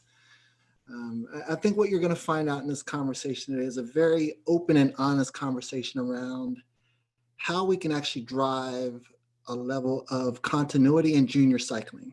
And I think at the end of our conversation, we'll have an open and honest discussion around this topic. But first, I want to kind of discuss one thing. We're not here to talk about social justices and major root canal or major surgery. We're just going to talk diversity for a minute, okay? So kind of go from there. All right, so when we talk about diversity blind spots and coaching for junior cycling, there's this ability to understand how to actually drive this conversation around how to best value diversity and how to utilize inclusion and how do we select junior cyclists. And I think we're from a geographical standpoint, what you'll find out in this conversation is, we come from different locations. I'm here from New York City, and there's other people all around the United States that have different locations. Some diverse, some aren't. So how do we figure out how to bridge that gap, regardless of where we are from a geographical standpoint, and how to truly align our resources to truly make a difference? Because I think that's what we're all here to do. So from that perspective, let's move forward. So my background, it's a unique background. So founder and head coach from 2006 to present.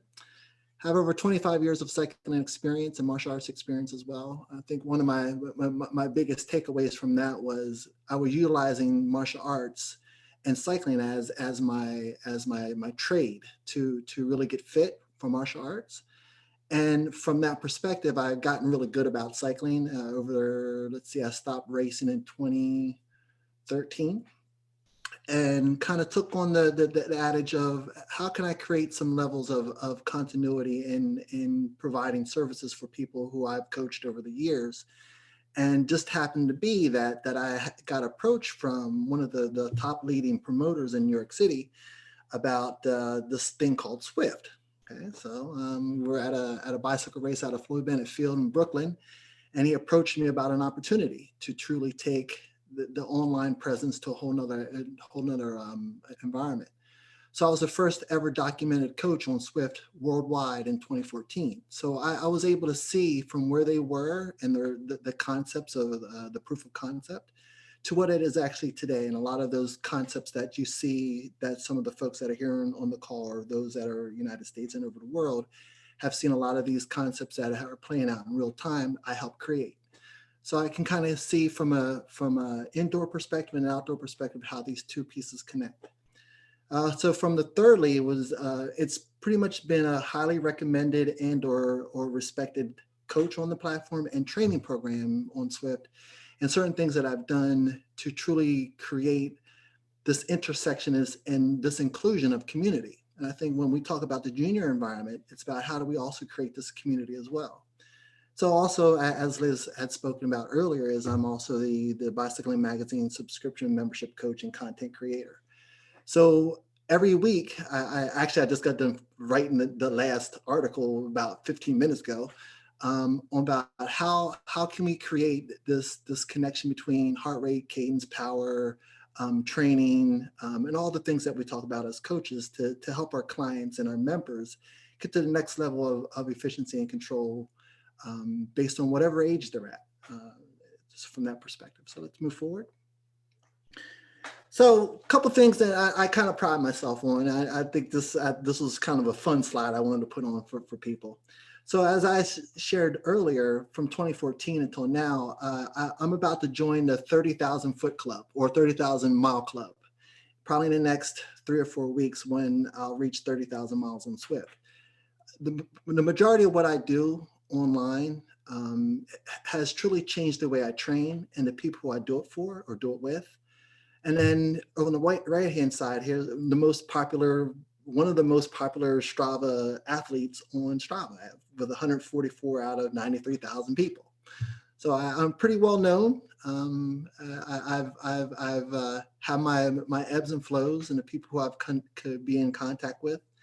And it's truly been a kind of a life-saving thing for me, and to be able to do things to help people grow and develop and truly, kind of connect with people all over the world. So next slide. So when we think about, okay, so let's get down to the weeds here, because I think that's what everybody wants to talk about is, well, what is this coach from New York City going to teach me about diversity? Well, I'm going to tell you. Okay, I'm going to tell you. Next slide. When we really think about the broader scope of diversity, I'm going to share with you my experience of what I've done in my past to how it equates to what I do now. So VP of Diversity and Inclusion, 2005 to 2009 for a major Fortune 500 company, banking and services. From that perspective, I've taken this innovative approach to driving diversity from a business perspective, and was awarded the 2008 Corporate Diversity and Innovation Award from the World Diversity Leadership Summit in the United Nations. I'm going to talk about the United Nations. The United Nations had an opportunity to drive about 450 NGOs and organizations worldwide to talk about what does diversity mean for their business. And I was the lead speaker of that content. So understanding how to actually value diversity and how to actually utilize diversity as a business imperative and as a thought process, how can we do what we do now when we're talking about junior cycling? How can we create this type of mindset of inclusion and innovation to truly drive something that's unique and powerful for our juniors? So thirdly, from a 2009 perspective, the Congress of Diversity Executives and Leadership Diversity Award, which is called the Cody Award, I think is one of my most thought to my heart of helping individuals grow and develop through a mentor program, which I actually use still in my business today, of these concepts of how to truly align people and partners to help those who are looking to grow and develop move forward with those who have like-minded mindsets. And that's kind of what diversity is all about. Thirdly, or fourthly, would be my background's in Six Sigma, so I'm a process guy. I like systems, okay? So when we talk about systems, training is about a system. I would agree or disagree, whatever it may be. So understanding that methodology of how to link things together has truly been able to help me see from a diversity perspective and from a process perspective, how to align my members and or clients or people who I work with across the spectrum of performance, because that's really what performance looks like. And lastly, I've been featured in the New York Times, Diversity Executive, and Business Week. So moving forward. So when we talk about diversity, what's the first thing that comes to our mind, folks? What's the first thing? Race and gender, right? But there's more that we talk about when we think about how do we define the word diversity at a 30,000 foot level. So the term diversity carries on additional concepts and concerns as it relates to inclusion. So when we talk about inclusion, how can we create this concept and conversation around how do we get people in the same room to talk about the same things and doing the same things and truly align those concepts going forward? But we're not here to talk about the social justice and the things that are happening nowadays, because it's an emotional kind of conversation, and I think we can all agree to disagree on that one is. But from my perspective, it's all about difference. But how do we leverage the difference? And how does that equate to what we're doing for these juniors? And whatever location that you're at, be it diverse from an ethnicity standpoint or from a geographical standpoint, whatever it may be, how can we leverage those things to become the best that we can be for helping our juniors? Next slide.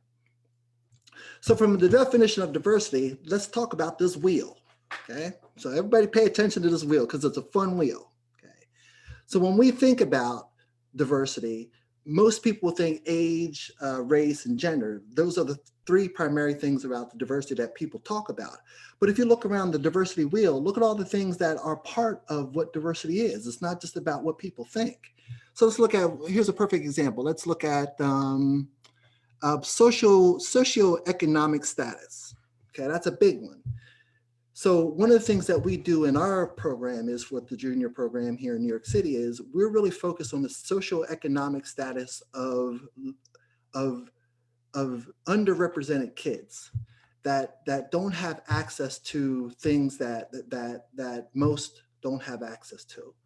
So when we talked about the diversity, which is the second level of diversity, how do we best align that thought process and help them grow and bring partners to this environment to help them create some levels of continuity for them to be successful in what they do?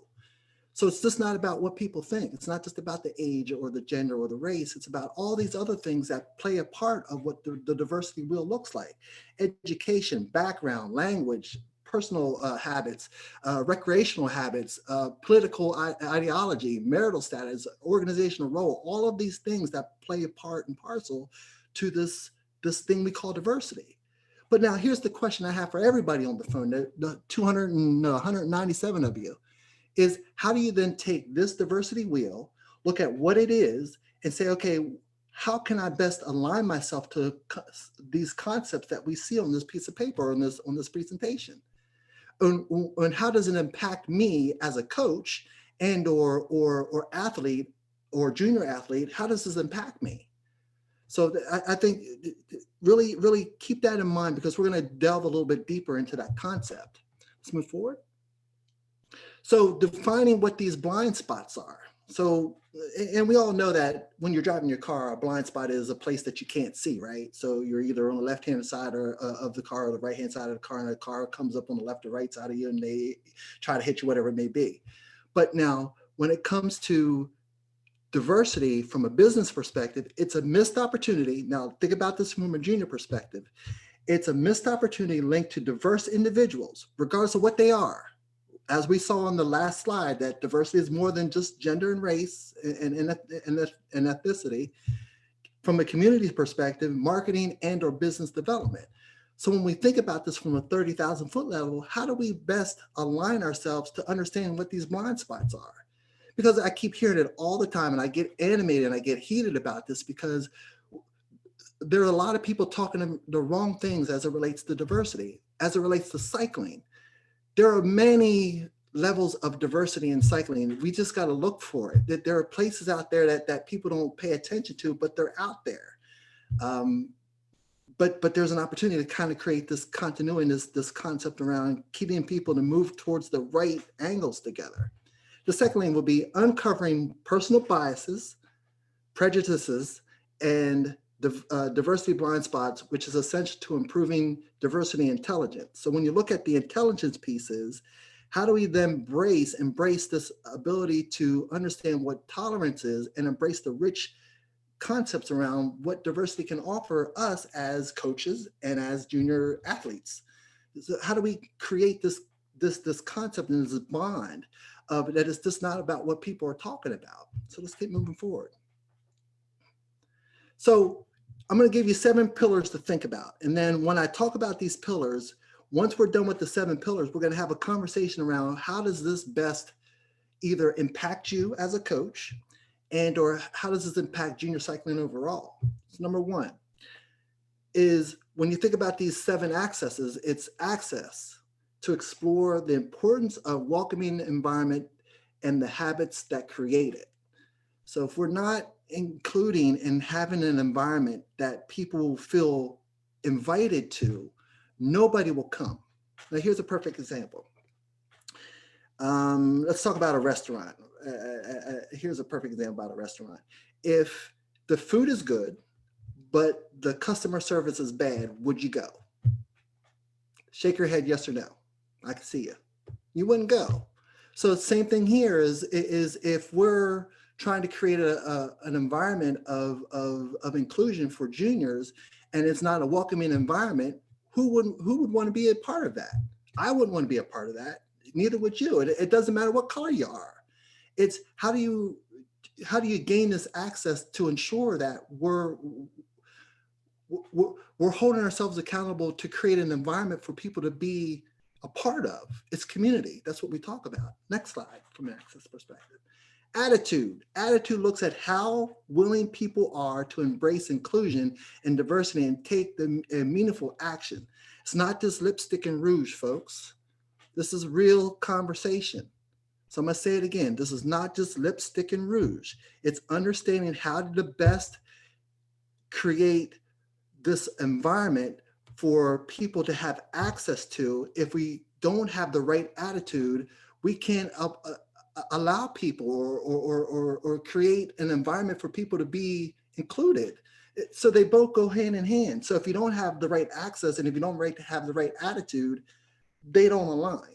So then the third piece is, moving forward, is understanding the choice of finding a way to give people an option and how they want to be involved. So if we don't ask the questions, how do we know what they want?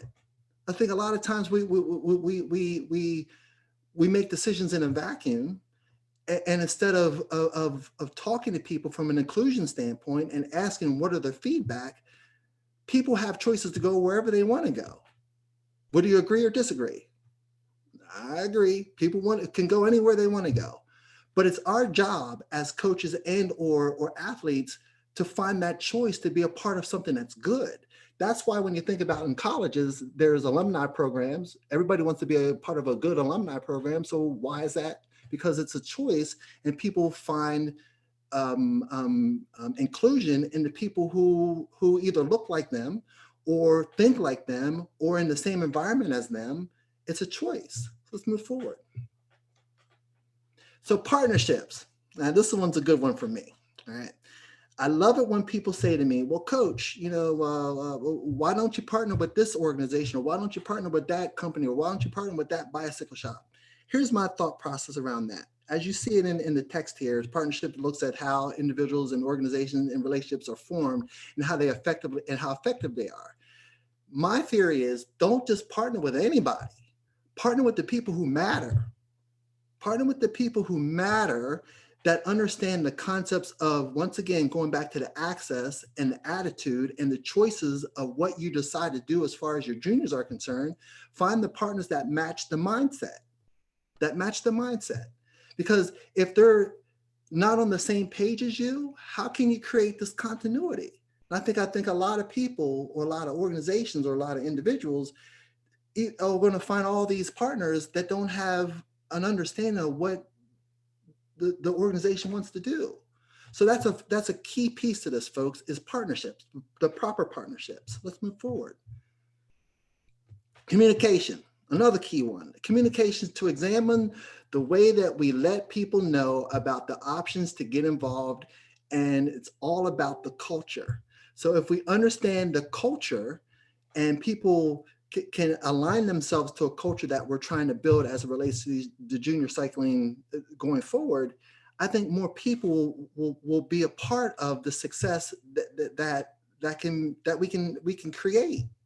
But a lot of that has to happen in the communication strategy.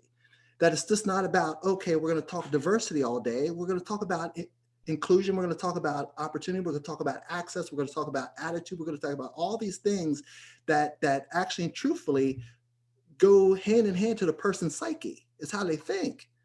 Everybody wants to be included in something good, right? So let's figure out ways to create this bond. The last one, or the next one, policy. So I'll go back to a couple of the slides that I said about my background in process improvement as a Six Sigma green belt. When it comes to policy, when you think about how do you align a system around policy to consider how your club commits to taking responsibility for inclusion, there's a system to that. There's a policy, there's a behavior to that. So how do we then take this policy, whatever the policy is, whatever your group is, or your club is, or whatever USAC wants to create, is how do we create policy around how to include more people? how to actually do it. Instead of talking about it, let's do it. So we've had this conversation for over years and years and years.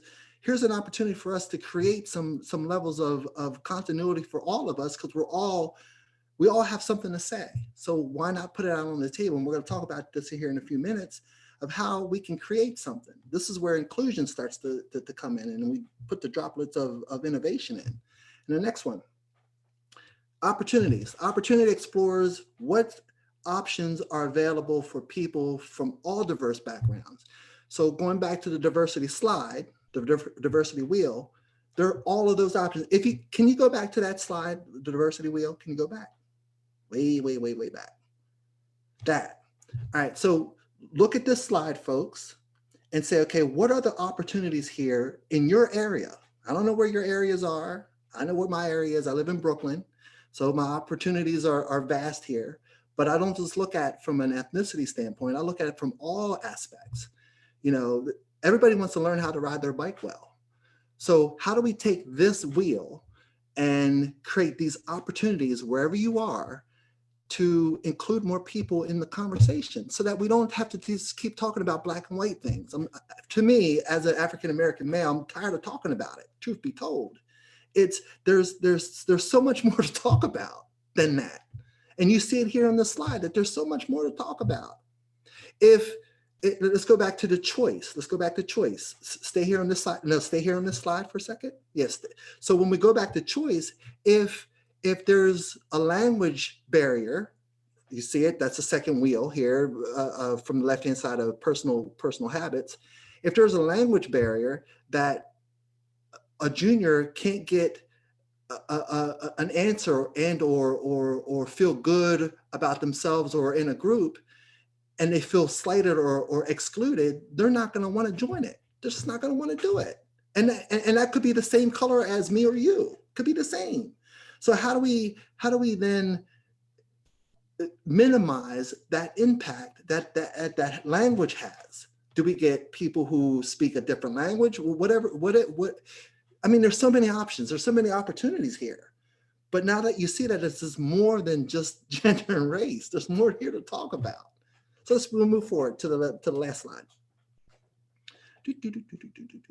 Choice, opportunity. Okay, let's see. Okay, go back to the next one. Go to the last slide. Okay, so here's my question, folks. Here's my question. How does this impact you? What I just talked about at a high level. This is 30,000 foot level. Like I said, I worked in diversity and inclusion for almost 5.5 years, and I was pretty good at it. But there's more to talk about than just this. But how does this, what I just spoke about, impact you as a coach or as an individual? And how does this impact junior cycling? How does this impact us? So what do we need to do? So I'm gonna throw this out to anyone who wants to ask a question. I'll answer whatever I can, so that we can kind of come up with some thoughts. And Liz, it might be a good idea to take some notes so we can kind of move forward with this concept. If you want to have either Liz or oh, okay. So Liz, David, if they just put them in the chat, we'll go back and forth with you. Kelsey and I are double teaming you, just to let you know. All right, bring them, folks. I'm ready. I'm ready. That was high level. That was 30,000 foot. That was like way up here. And we can go in more granular details. David, we're getting a lot of people who love your wheel. Oh, thank you. Yeah, and it really is a terrific representation of diversity. I think a lot of folks would want to have a copy of this presentation, so I'm hoping we'll be able to pass it off to them. Casey asked a question, and it is, how do you access people that are in a different, quote unquote, different group than you? So a couple questions I'll have to ask. I have to kind of put it back. Is what areas are you in? Which is the first question. And we'll go back to the partnerships. Those partners know people who know people who know people.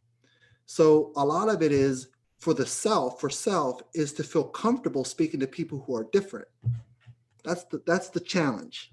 That's the challenge. If we're not comfortable speaking to people who are different, we can't get our concepts across clearly to ensure that people have an opportunity to have access. Does that make sense? Yes or no? Yeah, Thank Casey you. says most people are stuck in their own group and responds yes. So I think you answered that question. Thank you. I don't see it. Oh, more questions are coming in. Mark says, I think this causes me to stop and rethink my coach's approaches and processes. Self-evaluation, continuous self-evaluation. Spot on, my friend. That is where it starts. Now I'm going to go back. I need to go way, way, way back. A lot of the challenge that we are all faced with as humans is what we call this human condition. Okay, so this goes back to my HR hat. All right, so the human condition looks like this: is we all grow up with our value spectrum. Our value spectrum is how we're brought up. Okay. And it's all conditioned. It's learned. It's a learned behavior. So when we're trying to figure out how to best open ourselves up to something that's different, especially in places where we don't have access to more diverse people, regardless if it's age, gender, race, ethnicity, social economic status, whatever it may be, as we selected on the diversity wheel, is we have to take, I call it this kind of pregnant pause and take a step back and look at the bigger picture and say, okay, folks, what can I do individually to educate myself to help me bridge the gap? Because I think a lot of times people are making excuses and allowing people to point the finger at someone else. No, we're all responsible for what we're supposed to do. We're all responsible. It's not the other person. It's the individual who's responsible to help make the change. I can't stress that enough.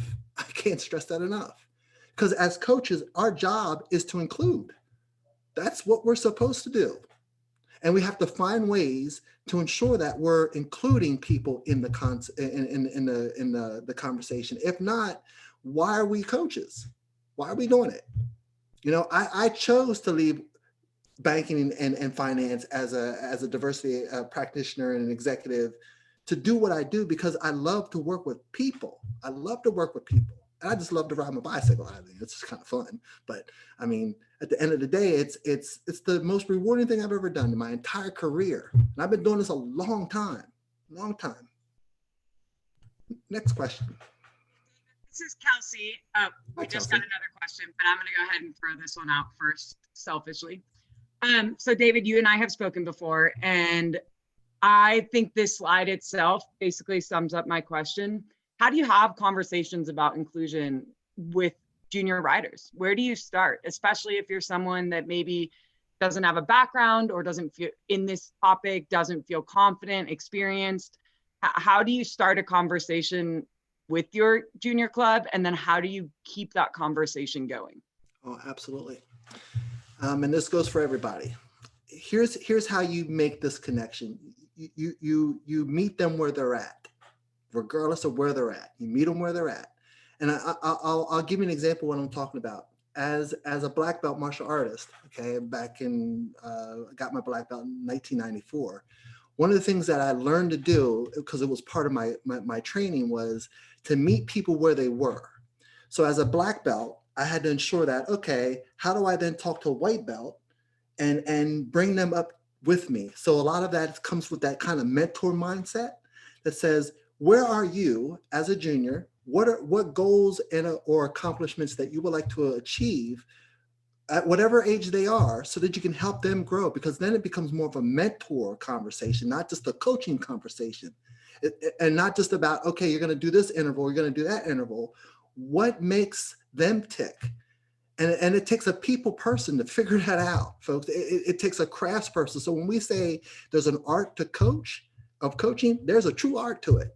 It's not just about what I read or what you read on the internet. There's an art to this. It's how do you connect with people mentally, physically, spiritually. No, we're not here to talk and sing Kumbaya all day and hold hands. No, the spiritual piece of what I'm talking about is how do you connect? Because it's about energy. That's what it's about. That's an amazing question, Kelsey. That's an amazing question. It's you meet them where they're at first, and then you walk with them and pay attention to what they're doing and be very intentional with what they're doing. Intention is critical to this because you can't miss a beat. Because if you miss a beat, then there's a wedge between what can be and what is. If that makes sense, Kelsey? Absolutely. Thank you. You're That's welcome. great, David. We're starting to get some more questions. All right. So Sue asked an interesting question. She goes, how do you suggest approaching the revenue generation from a business side of coaching when broadening to a different and more diverse audience? Yeah, the business case for diversity is powerful, folks. It's powerful. It's powerful. Okay. And now you take these notes. I'm going to give you some golden nuggets, folks. Golden nuggets. Here's how you do it. Here's how you do it. Remember the slide we went back to? We talked about the diversity blind spot, which is a blind spot that there's a missed opportunity wherever it is. So when you think about driving the business case for diversity, there's a business case for diversity in cycling. Here's the one component that we need to talk about is look at the community first. Look at who's in your community. Okay, look at the businesses that are in your community, and find when it comes down to the partnerships or the companies to ensure that I'll just say it. Each organization from a corporate social responsibility standpoint, in order for their organization to become a better organization from a credit rating perspective, they need to do very unique things in the community for them to stay afloat. And that's real talk, folks. That's real. It's real talk. So how do you then align yourselves, knowing that as a mindset that says, how do I then attach myself to the organizations that want to support community? Because cycling is a community sport, correct? Yes or no? It's a community sport, right? So how do you then best make the business case to ensure that organizations understand that they do have the money in their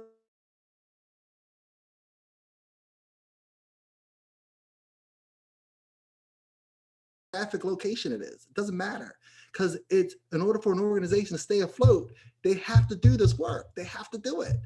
And number two, the organizations that do diversity and inclusion well have diversity practitioners and or diversity councils inside the organizations that spend money to ensure that they're doing the right things for the community. That's how you do it. That's a golden nugget. That's a golden nugget. That's free of charge. That's free of charge. That's very helpful, David. So basically what you're saying is leverage your community resources to generate revenue to support kids that couldn't otherwise be part of the program. Bingo. Spot on. And that's exactly what we do here in New York City with my group and Brand's Cueva's development team. We do exactly the same thing. Exactly the same thing. Yep. Great. Carmita says, I find kids are more up to how to bridge the gaps than adults are. I think that was just more of a comment on your presentation. But I'll answer that question. It's a comment, but that's real, because they don't have, their lens is open. Our lens is very closed if we don't open it, right? So children have this mindset that they're agnostic to it. They're just like, okay, this doesn't bother me anymore. But as we get older, we get conditioned to have habits and have behaviors. So it starts with us to change the behavior to help them grow so that they can develop and be young adults. See that? How that works? It's all connected. It's all connected. Great. Melissa asks, or says, our team connected with different communities over the last year and grew from 6 to over 25. Under 14 juniors and are still growing. Connecting to other communities is worth it. I think she's just reinforcing what you've been talking about, David. Brad asks, I think to be more inclusive is to look at each person in the human element. We are all human and look at the root of us. Also, one of the most fundamental principles some people unfortunately forget is to treat people how you want to be treated and go into yourself mentally and put yourself in their position and how the ideal coach could help you. That's correct. That's correct. Because they got disconnected, but I don't want to like say, hey. Hi. Patrick from Nantucket says, Sue and I started an after-school program and reached out to my local bike shop about offering bikes to children who are fiscally disadvantaged. Mm-hmm. So I think we're getting a lot of great ideas here about how to build programs and open up opportunities for more kids to participate. Okay, I have one. I have another one for you, based on what he just shared. This is another golden nugget, folks. Try to find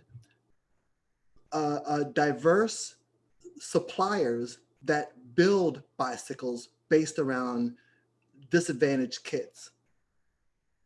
That's key. That is very important, because now you're thinking about it not just from the major organizations or the major bicycle shops or the major brands that can support that financially. Now you're talking about, okay, how do I then bring it back to smaller organizations to help them build a brand too? See how that connects? See what I'm saying there, Liz? You see that connection? Yeah, absolutely. Carmita says, is there a USA Cycling Juniors listserv? It might be a good thing to start. Carmita, we have a database of juniors who currently have memberships with us, and we also have a database of teams that specifically work with juniors. So we're in the process of curating it. Is it large yet? No. I mean, I think that's going to come as we begin to build resources for parents and coaches and kids to join teams and be part of the program. I don't know if I answered your question, but I'm hoping I did. Sue says, thank you.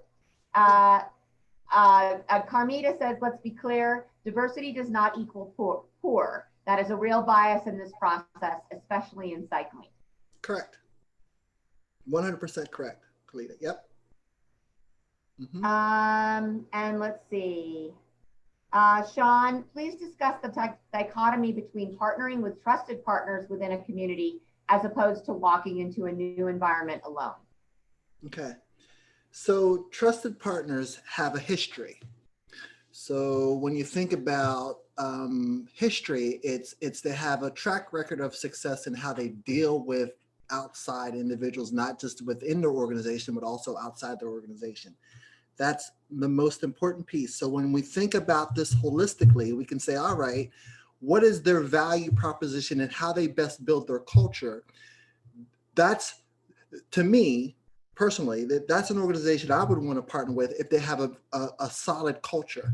They have a solid culture of inclusion, one, and people are included in the decision-making process, regardless of what level that they're in or at. There's always an opportunity to create this understanding about what's the shared value, if that makes any sense. What's the shared value when it comes to, here's what we're trying to accomplish as a goal for cycling. Here's what your organization is trying to accomplish as an organization. How do we best both partner to move along the same track together? That's why partnerships, strategic partnerships, I should have put that on the slide, strategic partnerships, not just partnerships, but strategic ones, to best help you grow what you're trying to accomplish. Great, thank you very much. That looks like that is pretty much the end of the questions that we have in the chat, unless anybody has anything additional for David. I'm going to throw another one out. I mean, we've got you here. I'm not going to waste this opportunity. So David, as someone who might be entering this space or working to be intentional around inclusion and kind of wondering like where to start. I love the wheel, and many people have commented on how useful that is. What would your recommendation be for how do I take that wheel and apply it to my context? How do I start? Okay, so let's go back to the slide. Let's speak intentionally about that slide, if you could, so we can get some better visuals on this. Okay, so do three things. I would like you to do three things. if you could. So on this wheel, find 3 things that are on this wheel that are reflective of your environment. Okay, it can be the ones that are in the middle, which are the primary dimensions of diversity, and the ones on the outside are the secondary dimensions of diversity. Okay, here's one for you. I would say is geographic location. So what is it about your geographic location that either stifles the ability to create more opportunities for cyclists, regardless of what they are and where they are and where they come from? Or how does it support the ability to create continuity and drive and inclusion for better opportunities for kids? That's the one for me. Number 2 for me, and I'm just speaking from my perspective, is what types of learning styles do they have? So that's different.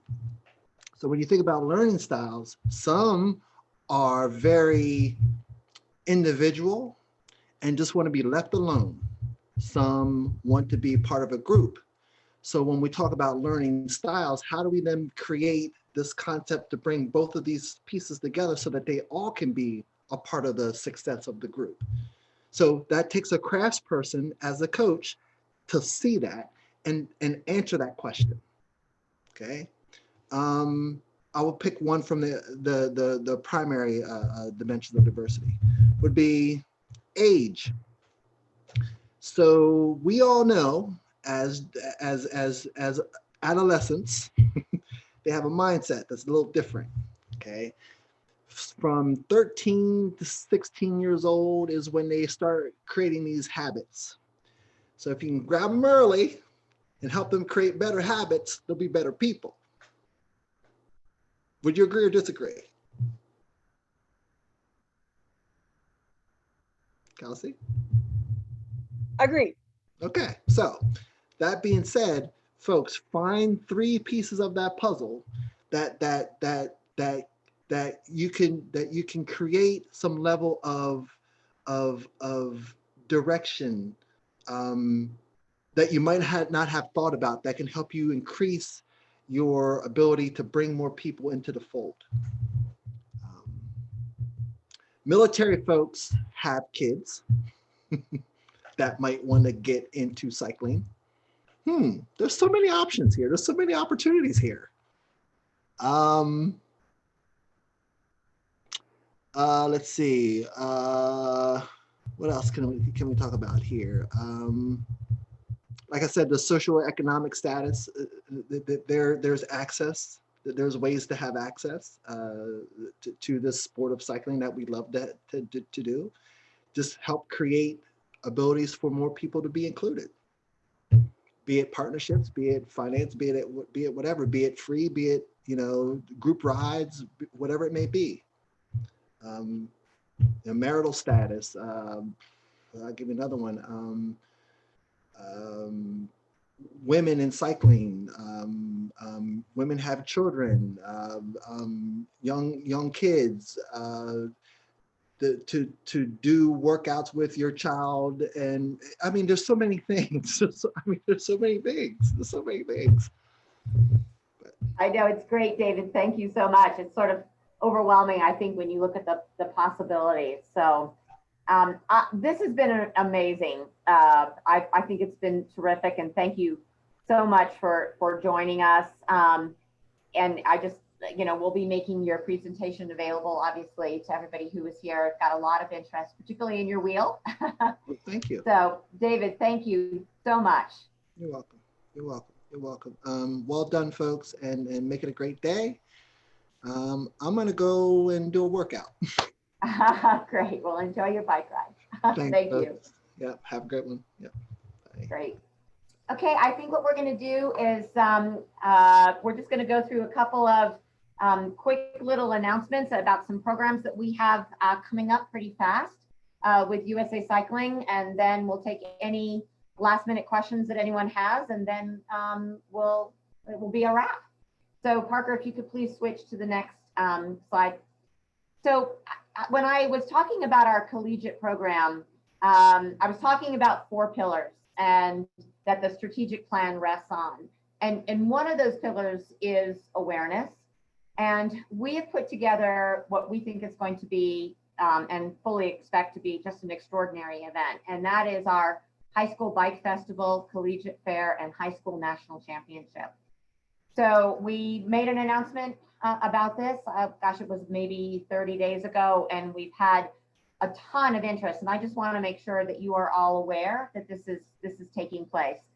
The festival is open to all high school riders, and it will take place in conjunction with our Mountain Bike National Championship, which will be in Winter Park this July. So basically load in and registration and all that will happen, I believe, on July 8th, Thursday, July 8th. And then the high school bike festival will go through that weekend and conclude in Monday. We have a ton of really great stuff that's going to be going on. USA BMX is actually going to bring a pump track and some ramps and bikes and let people go out and try BMX. We're going to have cyclocross clinics. We'll have members of our elite athletic staff and some of our national team members available to host rides with riders. And I think most importantly, we're going to have a collegiate fair. So for those of you who have junior teams, junior high school teams, who are interested in coming to this bike festival, this is going to be a great opportunity for your riders to see what is available to them currently in college. We're hoping that most of our college, universities, and conference representatives from all over the country will be there, and they'll be available to talk about their programs, their teams, with college-bound high school riders. This fair will take place on Saturday afternoon. It will only be for 2 to 3 hours, so but it will be a great opportunity again for your kids to talk with members of the collegiate community about possibilities for cycling in college. If any of you need any additional information regarding it, please feel free to reach out to me directly, and I can give you some information. We've had a few teams indicate to us that their bylaws would preclude them from racing as a team outside of their normal season. And so the solution that we've come up with is if you have junior riders in high school that are part of a team, but they want to come be part of this bike festival, we will help them create a new team and waive their fees. And in some instances, if we can, provide travel grants for them to come. It is that important to us to have these kids at this event. The thing that I think is most exciting about this, in addition to the college fair, is that our high school riders will be able to participate either as individuals in the national championship or as their team. And then we will be awarding a spirit jersey to the team that demonstrates the greatest school spirit or sportsmanship. We'll have an independent panel of judges on site that will be doing that. So in addition to a championship jersey, we will also be giving out a spirit jersey to, again, the team that shows the greatest school spirit and sportsmanship. And I did mention the travel grant program. We will be having applications for that probably sometime at the end of the second quarter, and hoping to get, again, as many teams as we possibly can out there. Does anybody have any questions about the festival? It looks like, Andrew, will racers and teams be required to officially recognized by their schools?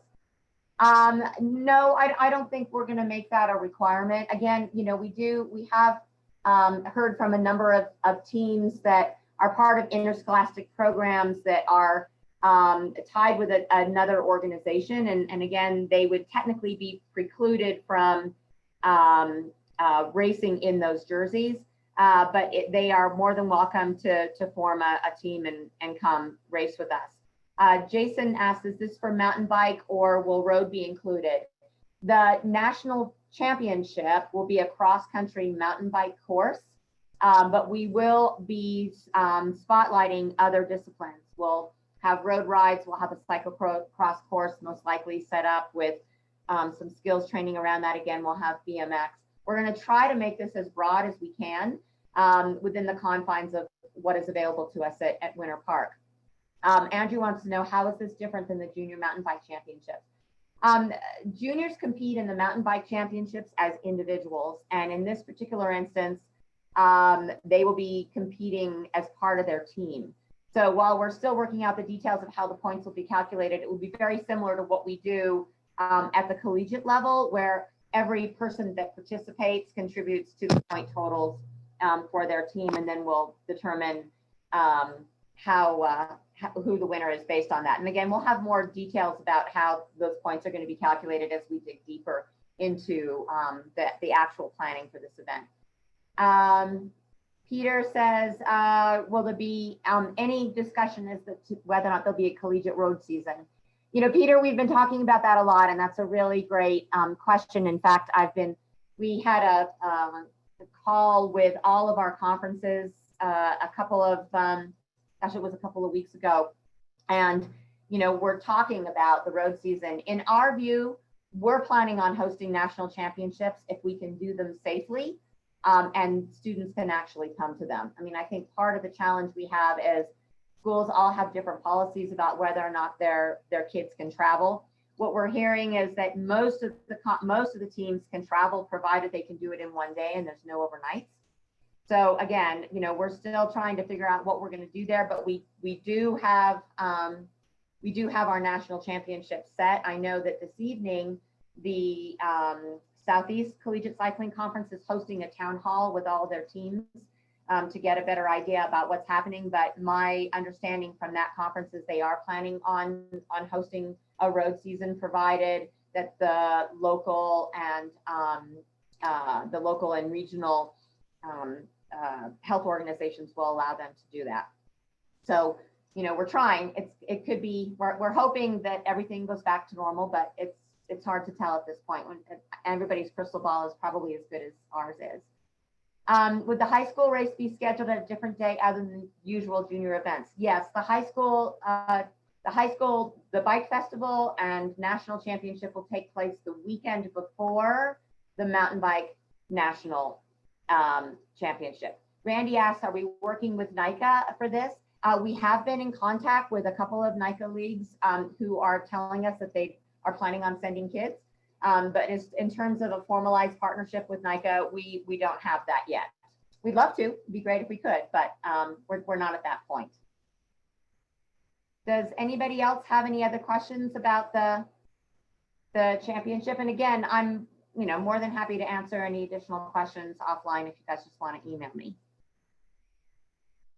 Okay, Parker, can you run to the next slide, please? So Kelsey and I are going to kind of double team this here, and I think this dovetails nicely into what David was speaking about. We had Mark Janis on earlier today talking about how he kind of fell into being the coach of the first historically Black college and university team, and what he didn't share with you was the extraordinary amount of support that he received from the cycling community and cycling manufacturers to be able to get his team up and running. And based on that, and in conjunction with Kelsey's DEI task force and initiative, we've developed sort of a two-phase program aimed at growing historically Black college and university and tribal college and university cycling teams and clubs. So, and we haven't been able to announce very much about it because we're still in the very early stages of it. But basically what we're working to do is to establish a new team grant program. Those grants could come in a variety of sources. They may come in terms of equipment. They may come in with money.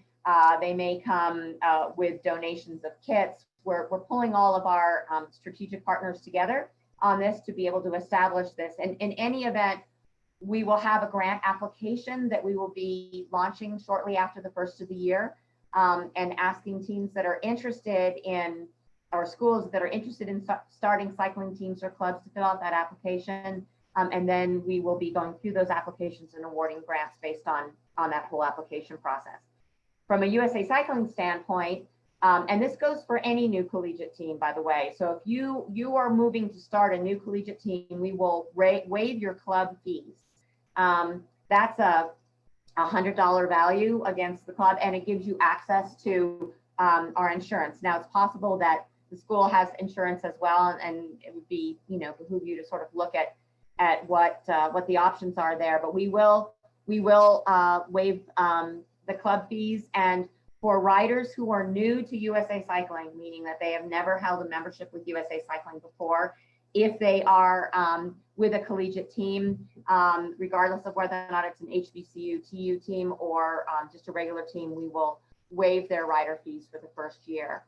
Part of this program will be connecting teams to USA Cycling coaches or clubs and teams in the area. A few of you in the chat sent me a message saying that you were close to a number of HBCUs in your region. Please reach out to me. We'll get you connected up with teams in the area. I think, as we discussed and as the coaches really emphasized as part of our presentation earlier today, there's a tremendous importance in having not only the buy-in of the school, but having a champion, whether it be a coach or a member of the faculty, who is willing to help you get this team kickstarted.